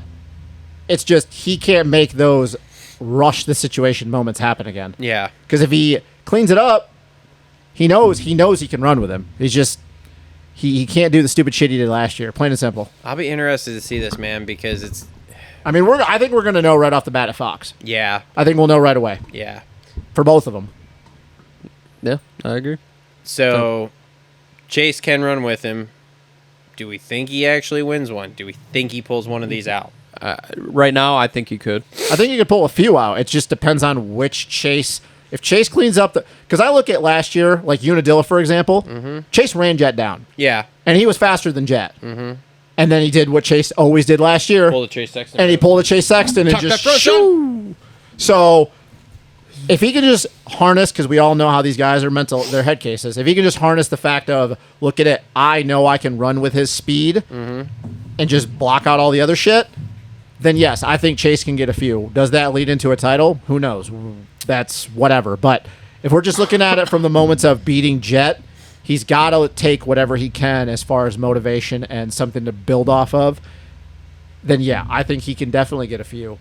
But he just has to clean up that one thing and not rush the situation. He can't get behind Jet and then spaz the fuck out. Yeah. Because if he spazzes the fuck out, then it's just going to be the same shit as it was last year. Okay, so if, let's say he can't get it together there, so we just watch Chase and Dylan trade podiums back and forth the rest of the year? I mean, I guess it just depends on how good Dylan is. Second, third. Because, I mean... Dylan's the biggest question mark this season for me. If 2021 Dylan shows up... He was unbelievable. And you know what's funny, too? And I should know this being a Dylan guy. I went back and looked at the points from that year. I didn't realize how much he actually won the points by. What was it? Like, I'm pretty sure he won by over 40 points. Yeah, he wrapped it up early. He like, I gave him a lot of credit, but I guess I didn't give him as much credit as I should have. Yeah. He stomped everybody that year, and I guess I didn't realize how bad it was until I went back and looked at the points. I was watching some races too, and like just watching him, he was so good. He was good. He was fucking good. I guess it just depends on which Dylan shows up, man. Like Cole said, he's going to have an HRC braced chassis. Interesting. If 2021 Dylan shows, they threw one of Hunter's, that was back in the corner of the garage. No shit. They just dusted it off, hit it with some, compressed air. If the 2021 Dylan shows up, then I don't really know the answer. But if last year Dylan shows up, then it's going to just be a lot of the same. Some third places, maybe some seconds, but just, yeah. Yeah, and other than that, man, I don't really... Who is there? Justin Cooper, I don't think gets in that mix. You don't think Justin Cooper gets in the podium mix at all? I think he's in the podium mix, but I don't think he competes for wins. I think Justin Cooper's a top 5 dude. I think him and Hunter. All those 5 guys are my top 5 guys. Oh, okay. I think, Hunter. Yeah, those 3, Hunter, J. Coop. Okay. Do we see anybody else dipping their toes in there? I think, and I called this in Supercross, I think we see AP start dipping his toes in. Is he going to be healthy enough by Fox? He's riding. But is he going to be healthy, though? I don't know. That's the question to me. I don't know, but I do think AP shows some flashes of brilliance. And not just in the mud. Could be. I think we got to give him more credit than that. Everybody keeps saying, he wants the rain dance. Dude can, dude can get on the box without it being a fucking mud moto. Mm-hmm. So I think I see him getting in there. Mookie, Craig. I ain't looking bails for much out out after the first break. Maybe Justin Hill just comes out and he's a podium guy. Shut up. What do we got on Barsha? Man, Barsha's one of those guys that could turn it up and win too. If Barsha, maybe not 47 top 5 guys here. Maybe not win, but I think Barsha can. All right, pose the question since in we're the top 5-ish. Pose the question since we're winging the 450 class. If the Barsha that we all know Barsha can still be shows up and he actually cares, because we kind of have the 3 locked in with Jet, Chase, and Dylan. But then J. Coop and Hunter. If a locked-in Barsha, is he... a little step above the J. Coop and Hunter. Okay, because that was my question. Do you agree with that? And that's just because it's a been-there-done-that thing. Yeah. Outside of that, speed-wise, I think he's either right there, if not a step slower, but he's been there, done that, so it allows him to he podium. Just hovers around podium. Yeah, okay. Capitalizes on a guy, gets a second. Yep. Yeah. Okay, all right. Let's see here. And that's really... Ando doesn't do anything? No. Oh, man, I forgot about him. Ando's outside the top 5? Oh, yeah. But you also got to think of that year. It was Sexton and Tomac going at it. It was always a distance third to Ando. Problem, though, is that distance third now, though, is like, you're dealing with Dylan and you are dealing with J. Coop. And I'm not trying to take anything from Ando. Yeah. I just don't know if he cares as much about outdoors, only because 2022, he finally got the monkey off of his back. He made it through an outdoor season. He got podiums, got an overall. So it's kind of like a 2017 Justin Bogle thing. We're like, I led a race, got an overall, got podiums. I don't give a fuck about it anymore. God, Bogle was good that year. He was good on a Suzuki. That's basically all the factory guys, right? Well, I mean, Brock Tickle, Cheese Pizza. Pizza. Does Cheese Pizza get top 10s? He's just the last of the factory dudes, probably. Yeah. Yeah, right. I mean, is Kenny riding any outdoors if he's healthy enough? I don't think that's way up in the air from what I understand. Okay, so let me just run down this list. Do you think it was up in the air before he got hurt? I think there was select rounds we were doing before he got hurt. Yeah. So we got Hunter and Jet. Yep. We've got Justin Cooper's the only one from Star. We talked Chase and AP. Yep. We talked Mookie and what's it called? Craig. Yep. Barsha. Ando. Yep. Tickle. Yep. That's it, right? Because, I mean, there's obviously guys on other teams. Yeah. The satellite teams. Yeah, but I'm talking Okay. What does Ty Masterpool do? Ooh. Ty Masterpool, I think, is spicily inside the top 10, probably. Because we also forgot about the club team. Phil and Marchbanks. Oh, Phil. Well, Marchbanks is hurt. And I think can be 6, 7 to top 10 guy. Phil Ooh. I think people are sleeping on. I think Phil dips in the top 10 a lot. So this is the question that I'll ask since we're kind of to this point of the 450s because I have 3 questions. So first one, who is a guy in the 450s that's not a factory dude? That's like a club team, like an HBI team that nobody's talking about right now. Masterpool. Masterpool? Do you agree Masterpool? It's going to be Masterpool or Phil. Because I'm going to go Phil. I think a lot of people... I think people... Masterpool straight up passing Ferrandis and guys last year. Yeah. So I'll go Phil. I'll go Phil. I think not enough people are talking about him. Marchbanks will have some good rides, but I think it'll be about what he had last year. Yeah. Okay, what else you got? So let me look here and see if I can think of any names. And this is obviously a question for the factory dudes. Who do you think, and I ask this question every year, who out of the guys do you think is going to have a worse season than people are expecting? And by worst season doesn't mean like, oh, you're not getting top 10s, just maybe has some expectations going in and it might not end up as well as we Jason thought. Anderson. You agree with that? Because I think coming off all these these last few podiums here in Supercross, I think the stock price on him is pretty high. Okay. Going into outdoors, not necessarily winning or whatever, but I think guys think that he'll do all right because he's, again, been doing all right, and he's a fast dude. But I think it's going to be a much worse summer than anticipated for him, essentially, there with that. The one big question mark I have here, and I've been saying this now for 2 fucking years, what does Christian Craig do on a steel frame outside? Because I mean, that's a guy that should be a top 10 guy. He should be a He's top so 5 guy. I have him where Jay Coop and Hunter are because he was top 5 on that Star bike, and he was top 5 on the fucking Geico bike. But that's what I'm talking about. He should be in that spot because we've kind of seen it on the Honda, we've seen it on the Star bike, but we've seen him struggle in Supercross here on that steel frame. But is it really the steel frame? Is it just the 450 in Supercross? But in outdoors, because if he comes out and is running top 5s here for outdoors, then we go, oh, maybe it's just 450 Supercross he's not good at. That sucks. But if he's not, then we do fully go, that Husky sucks. I think we'll know right away at Fox if that bike. Yeah, probably. Yeah. Because especially if they let Fox get as beat as they did last year, where nobody even wants to ride the fucking second moto. Yep. Mm-hmm. All right, so then the flip side of that question, who do you think has a better outdoor season than people are giving them credit for? Who do I think will have a better outdoor? Who do you think is going to have a better outdoor season than maybe people are thinking that person's going to have? I'm saying Justin Cooper, and I think that's a more outside industry guys are sleeping on him, but I think Justin Cooper's going to have a really good outdoor season. I'm going deep. I'm not. This guy showed some speed last year, but the bike didn't skate together. It was Derek Drake. He's been riding outdoors. He's been riding a lot of outdoors. Okay. Derek Drake, I think, kind of sneaks into that top 10 area. Okay. Grant Harlan, I don't know about his health. That's a good pull. But Derek Drake, I think, is a good pull. I'm looking at the list here, and I just remember him qualifying like top 5 quite a bit. He was kind of like the new toy of the week there before Ty came in and started just beasting on everybody. He could be the master pool of 2024. Yeah. Right. Very and easily. You got guys like Lacurcio. Yeah. The Jose Butron. That's another one. What's Wildcat Racing going to do? They're coming back. Well, I know. I'm just saying, like, Butron, that's somebody Butron that we didn't really talk about. I think Butron actually is going to have even better season this year. So that'll be my guy. Okay. Because, I mean, dude, he had never really even stepped foot in the United States outside of MX of Nations that he did.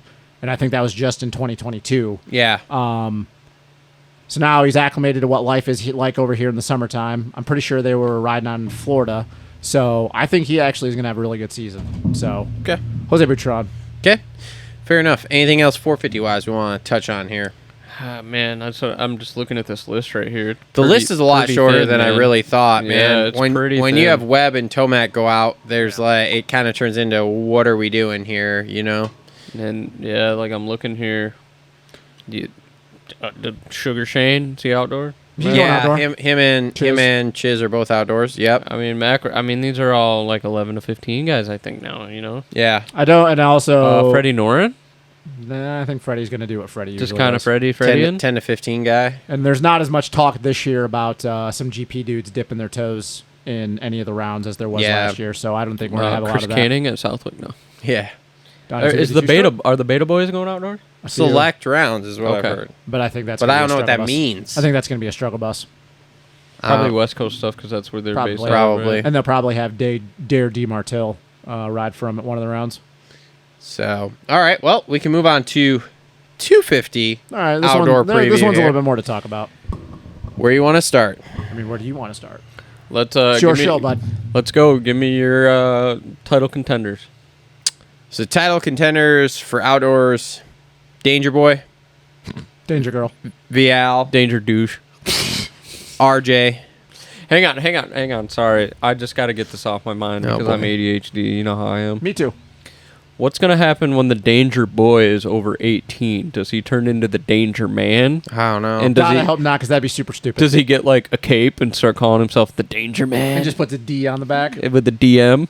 I don't know. That's weird. Yeah, I don't know what to say All about right, that. all right, let's Also, What age a does he have to second turn thing- from a boy to a man? 21. Is it 18 or should've- 21? I should Okay. have brought this up in the tinfoil hat, but you see the Danger Yeah. brand Yeah, the DNGR. kind of showing up everywhere On Thor, on his Thor gear. Well, I think Thor goes away when he gets on a 450 and he does goes a A-star. Stu style. You know, Stu went and made 7. Oh, you think He he's gonna starts make his a own brand gear called company, huh? Danger. So he's going to do his own gear company and his own team. I would know. Honestly, thought he'd be like every other factory dude here over the pond and be just A-star guy. I've heard that they really want to do their own team 450 wise, wouldn't which doubt doesn't it. surprise me because they can Is sell that just going to themselves. consist of him? Probably. They I mean, can I don't know. I mean, they can do whatever they want. I love how everybody was- Probably bring Dax in too. I love to how be everybody's honest like, with you. yeah, your own team. Who's your riders? Same Me. thing as Chad Reed. Just me. Probably Dax too. Actually, it would not surprise me at all if they Waste of brought money. Dax with them. A waste of money. Whatever. I don't think so, dude. They can sell. They can No, sell waste of themselves. money to have Dax. It's your second Oh, guy. I don't know. I They don't can think- sell their own branding and merchandise. No, Did you yeah, not- no, did you that's not not a waste. feel- did That's you not not- a waste of money. Did you not feel that Dak's season was okay? Dax had a good season, but I feel like expectations were set too high in that first round with the podium think because that's the of problem. situations. But overall, I feel like it was an all right he year ended up for in him. 2 LCQs. I mean, He had a good yeah. season. Don't get me wrong. Like the rookies didn't have great all around. They had their ups and downs as rookies do. Yeah. Anyway, Anyway, Danger Bro's gonna send it, and that shit was sick. And then my we got God. Tom Viel. yeah. You didn't even let him finish. So Danger, Fucking ADHD. Tom Vial, You said RJ. RJ, Okay. none of the Honda boys, No. none of the Gas boys, No. I got a guy he's forgetting. I do too. I know you Cowie, Fork. Fortner. So I was looking at his outdoor results. Dude, barely in the top 5. Had Okay. like 1 podium at Washington. He's also been hurt. Whatever. Yeah, that's fine. Okay, who am I missing? Well, is that your list? Those 3? I guess. Let me go through mine then. You want to go through Okay. yours? Okay. Okay, I got Danger Bro. Okay. I got John Gerard, a.k.a. Tom Viel. I was like, who the fuck are you talking Oh about? my god, I'm not gonna be able to keep track of this list with the nicknames and the regular names, John Gerard's the French guy in Talladega Just Nights. call him Pascal. which would really be great Anyway, if him and Deke. Vial, Kitchen, I think he can run, dude. And I think he's juiced What are up. Kitchen's outdoor results? Keep going. Oh, dude, he went like rookie year, 1-1 at Thunder Valley out of nowhere. Let Yeah. me see here. Led a bunch of laps last year. So I got Kitchen in there. Okay. Justin's gonna be pissed because I'm gonna say his guy I swear to Savachi. you fucking dickbag. I think Savachi is in I the forgot mix. about Joey. Yep. I think Savachi is in the mix. Is he though? Yes. I do. The only Yes. thing I'm He's worried. been off a long time. He's also been riding outdoors for a long time. but now. that's not racing, and It they'll doesn't all matter. tell you that racing is different than I'm practicing. also not very. I guess I'm a little concerned of how that bike will be outdoors. Dude, if it's anything like the GP boys, it's gonna be just fine. Yeah. But we don't know. I don't. dude. I But don't this have a is the concern American about. side. I don't have a concern about the bike, bro. Your guy Kitch is not that good outdoors. He's hit or miss. He's hit or miss. You got. Outdoors. He You're was also looking hit at. or You're miss looking at Supercross. overall results. There's a lot of moto wins in there. He also is hit or miss with Supercross. That too. dude would go like 10-1. Okay, so you got Danger Bro, Vial, Savachi, Viel, Kitchen. Savachi, Kitchen, Are you agree? RJ. RJ? Is that you guys? I think RJ's in there. Trying to think of who's over in the star camp. Everyone. Yeah, no shit. I feel like Thrasher, Romano, Dax. I don't think any of those guys can contend. Bennett. Styles probably is not coming back. Shimoda will get hot at the end of the year, but he's not Yeah, Blitzkrieg. a contender for the No. title to me. Nope. No, that's really it, man. I think that's it. I have the same list as you. Those 5 guys. Yeah. Unless there's somebody I'm missing. Cooper's out of the class. Hunter Lawrence is out of the class. Yep. Not Jet Reynolds with his 2 titles. Dude, Jet Reynolds. I forgot he exists. Jet Reynolds with the 2 titles. All right. So, Does no. Yeah, that's it, man. Down to those guys. all right. So those are the title contenders. What are you typing away over there? I'm just looking at Kidge's results from last year, dude. I'm checking my stonks every 2 seconds. Oh my Holy God. This shit, is a great dude. preview show. What was it when you looked? I don't remember. 34 something, maybe 36. It's up to 41. Get the fuck out of here. Yeah. God. Look at this shit going to the moon. Look at that, going to the moon right now. What's AMC at? AMC. Oh, what am I looking at here? Kid. AMC isn't going to the moon like that. He only won 2 motos last year. He won 1 at Redbud and 1 at Dilla. How about the year before that? The year before that, the results were even more garbage. But he won some motos. Didn't He led motos and then dropped anchor. Okay, maybe that's what it was. But he would do some weird shit and go like 10. Yeah, look at you, Bless you. 1, like. Yeah, but you got to look at the guys in the class though about who he's racing. He's not racing a Justin Cooper anymore. He's not racing a Hunter Lawrence anymore. Okay. Yeah, I mean, I guess, but I'm just saying he won 2 motos last year, and he won maybe 1 the year before. He won Thunder Valley. Yeah, that's it. Outside of that, because he didn't win at Redbud, right? No. Yeah, but then man, you look at all the other dudes and it's like, well, who else has won motos? Yeah, I don't know, man. I'm not saying he can't do it because he's definitely taken a step. I'm just saying I go back and look at those and I go, oh, that's not the best I've ever seen there. So, okay. So, with that being said, here, how many moto wins do these guys get? I don't think I can. My brain can operate Well, I think that. there's more dudes that are going to get. I think those aren't going to be just the moto winners, though. Let's go There's with going to be some other dudes that are going to sneak. Let's go with overalls then. Oh, out of those or just everybody in general? Who went? Run me down a list of overall winners. Jet Reynolds. Stop. Vial. Okay. Danger Bro. Yep. Danger Boob. Danger Man. Boob. Jesus. Danger Boob. Okay. RJ. Okay. Savachi. That's it for overalls. Overalls. Moto wins. I got more dudes than just those 5. Yeah. But overalls, I got those. Did I you only say say Kitchen? No, I don't think Kitchen's going to get a lot of overalls or any overalls. I think he's going to be in the title hunt because he's going to win motos. But I think his overalls are going to go. Just kind of hinder him like 3 Yeah, ones yeah. and stuff. What do you run me down how you think Savachi's season's gonna go? I think it's going to be a learning curve at the beginning because obviously he's been riding with the 450 boys. We all know how the 450 boys, even the satellite dudes, go out and approach race weekends, outdoors or Supercross.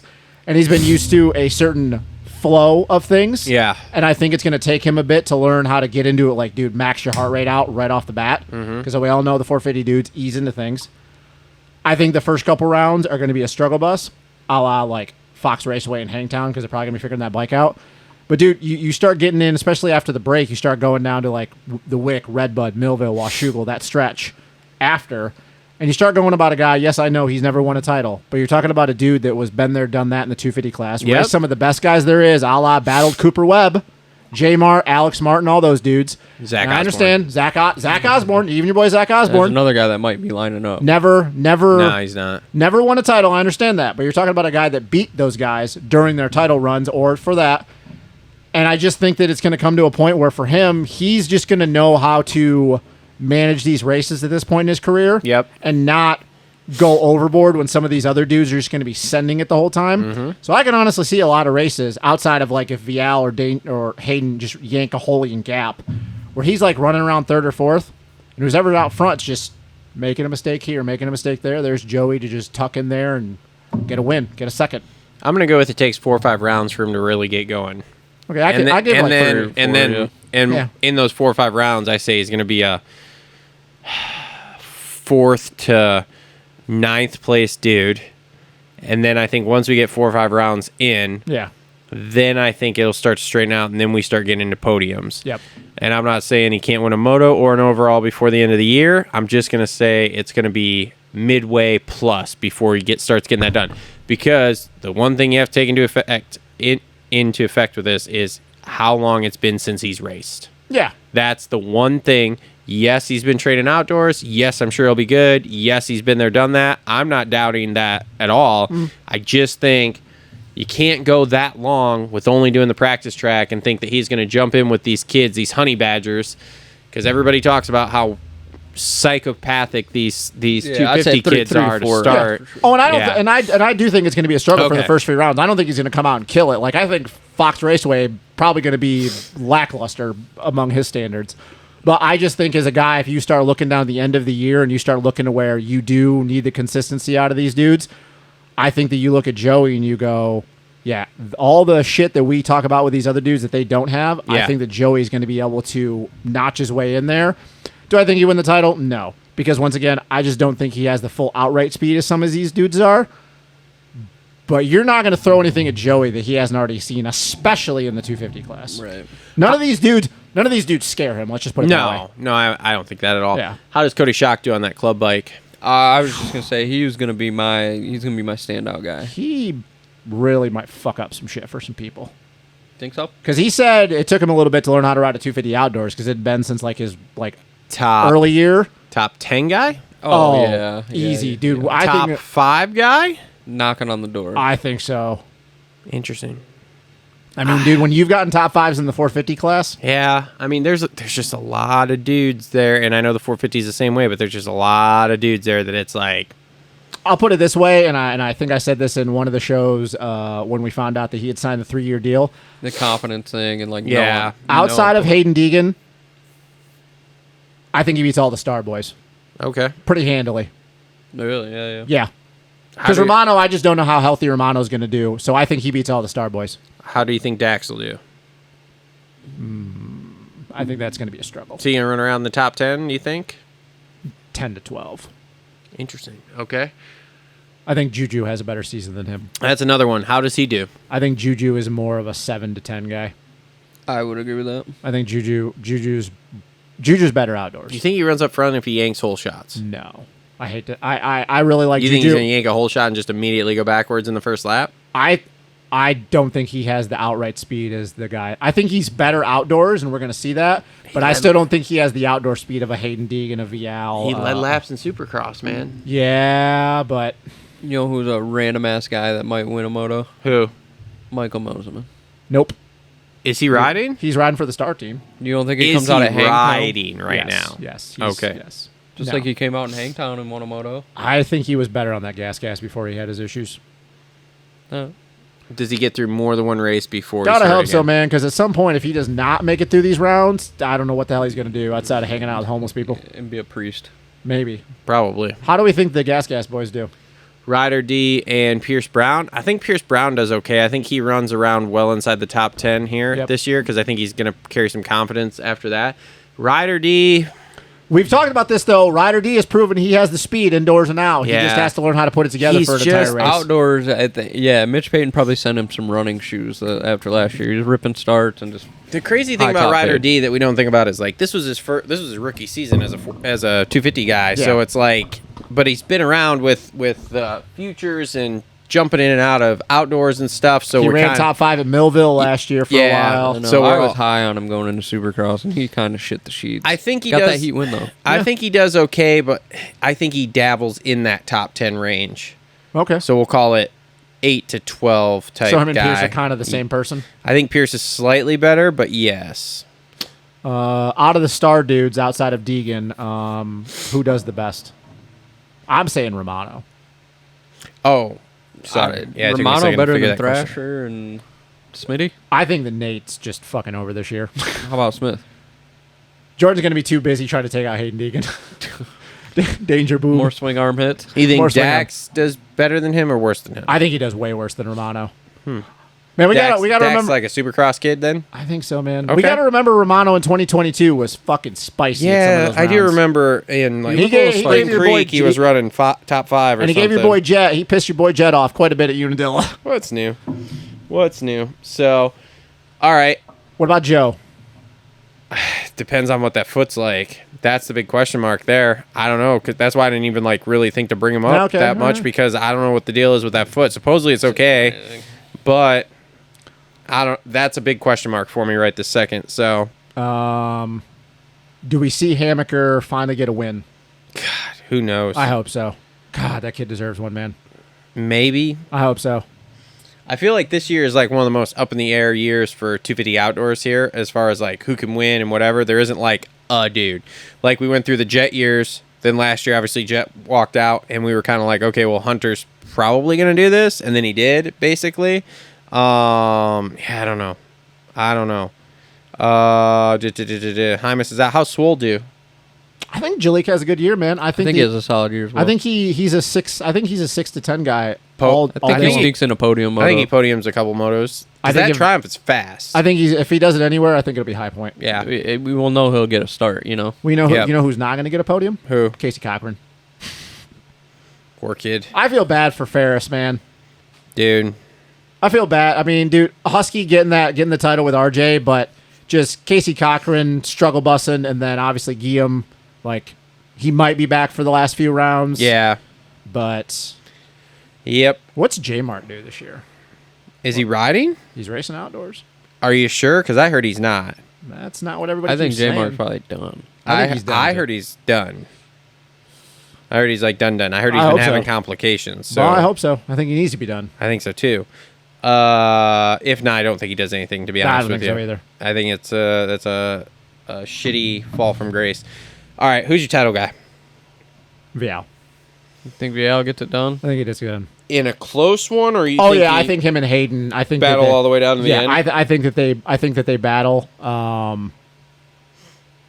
Yeah, I think it comes down to the last round. I think it's a dogfight between those two all year long. Okay.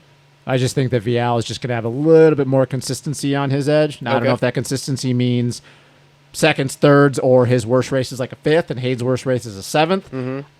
I see his bad day being better than Hayden's bad day. Okay. And I think it'll come at Southwick. Okay. What about you? I think Vial and Deegan trade blows all season. You think Vial gets done? And then we hear some ignorant interviews about how, man, Tom's just cracking under pressure, bro. So you don't think Danger Boob wins it? You think Vial I don't wins? know, man. It's gonna be close because I don't think Vial cracks. No. I don't know. I see Supercross hangover though from Vial. I don't think so, man. Only because I don't think he, like Cole said, he didn't expect to win this title. I think maybe they were. But I think he was focused on outdoors winning that title. Exactly. Okay. And he's been riding outdoors for a while now. Yeah, right now, man, I got Vial's my favorite, but man, Vial in those MXGP titles, I gotta think that Yago Gertz had him covered, and Vial kind of lucked into it, but that's just what he does. Consistency, man. Yeah. No, well, in 2020, when he won his first title, he went on a huge stretch there at the end of the year where he won no, actually it was 2022. I'm sorry. He went on a stretch where he won 6 in a row, and then he had a bad round. That's kind of just Vial's MO. But Gertz was giving him everything he had. At the beginning of the year, yeah, Gertz had him handled. You're all right. Gertz was slapping him around, and then something clicked with Vial at the middle of the season. I don't know if it was a bike change or what, or, he just got slapped in the face by Joel Smets. But he went on a huge run. But that's just kind of who Vial is, man. And it's one of the reasons why I like him. He's not your guy that... It's a ghost. What are you talking about? Door's moving. Air pressure. Yeah. Anyway, go ahead. He's not a guy that you just... Is that the pressure from the tornado? Yeah, that's probably you look at him and you go, holy shit, this guy is always... Because that's just not his MO. He doesn't win championships in the normal way you would think, but yeah, I think he's going to be fine. I'm going to go the same thing as you two said, with Vial and Danger battling it out, but I'm going to give the nod to Danger. I mean, that's fine too. I could definitely see that. Because I think with that wrist injury, it slowed him down at the beginning of the year, so I think he's building here. Yeah. And he was... He's much better outdoors than we thought last year. For sure. I mean, either one wouldn't surprise me. If Hayden wins, it's not going to be like... and if it comes down to the last round, man, and it's close like that... Oh, dude, Danger... Washugo was impressive as hell. Washugo was very impressive. Washugo was super impressive. Washugo, what were you going to say? I just see Danger being willing to do things that I don't necessarily know that Vial is. Here's the thing: if he maybe if he does that and that's the way he wins the title, that's just is what it is. Like if Vial is not willing to, we won't say it, but do the things that you're talking about, which everybody knows what you're talking about. Clean him out. Like that doesn't, for me as a Vial fan, that doesn't bother me because like if you're not going to win that, if you don't want to win that way, that's a character thing. Not that there's anything wrong with. I was gonna say it's a title, and so like if it's close like that, and you gotta slice that front wheel, you gotta slice that front wheel, bro. So like I'm not hating on her at all. I'm just saying I think if I look at the two of them, Deegan is more likely, in my opinion, to do that if it comes down to it like that, if it's close. But I'm with you guys where I think they're gonna battle all season, and it's gonna be a close points race when we get down to the end.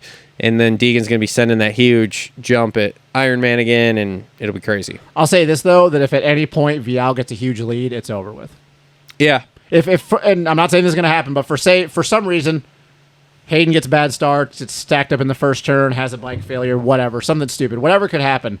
If Vial at some point in the season gets a huge points lead, it's a wrap. Yeah. Like he's not going to lose the title. No. He's going to pull a jet. He knows how to manage championships. Does RJ get an overall? Well, this is what I was about to ask. If either one of those two don't win the title, who would be your next pick to win the title? Kitchen? They'd have to both get hurt. That's my thing, though. If they both... Oh, so they're like, they take it like Danger swoops in, saws off the front end, and then Tom runs over his neck. And then like Danger boobs, like in a neck brace. Like does the tip fib, and then runs over Danger's neck. Okay, cool. No. So bad. I think just the way the year's going, RJ sneaks one in. A title? Yep.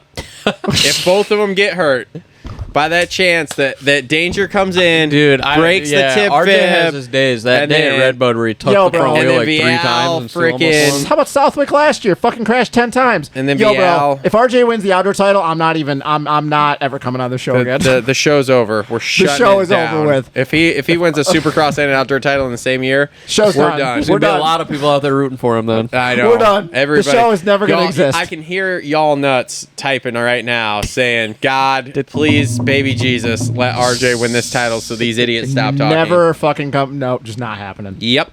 All right. So, anything else outdoor preview wise here? Looking forward to outdoors, boys. Yeah, no, I'm excited. Just fresh scenery. 2 weeks. Yep.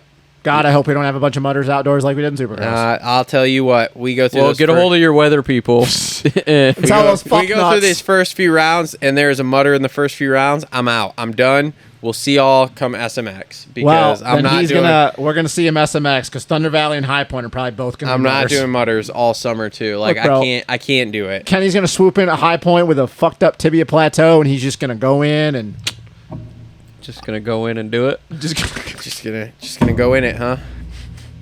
Okay. All right. What the fuck is this guy's deal? That has been your. That's been the 2024. Hey, look. Outdoor. That's Jordan Smith. Outdoor motocross, pro motocross preview show there. This has been episode 271 of the show. Thanks everybody for sticking with us. I know it was a bit discombobulated. We're recording on a Monday instead of on a Sunday, so things are a little weird. We're talking about stupid shit. We're talking about stupid stuff. Thanks to all our sponsors: Complete Racing Solutions, TLR Coatings, Isaac Nelson Designs, Holster Co., and Gutter Worx, and Flo Racing. I think that's all of them. I need to have notes better. Thanks everybody. Links in the description. We'll be back in 2 weeks. Well, I won't. Cole, what shows are you doing with Travis for outdoors? I have him down for Spring Creek right now. Oh, so you're going to be by yourself for the Fox show? No, Isaac's coming on because Isaac's got a media credential for Paula, so he's coming on for that one plus whatever else I figure out for that. So yeah, so there we are. I'll see you guys at Southwick show. I don't know yet. Maybe I'll just come do them all.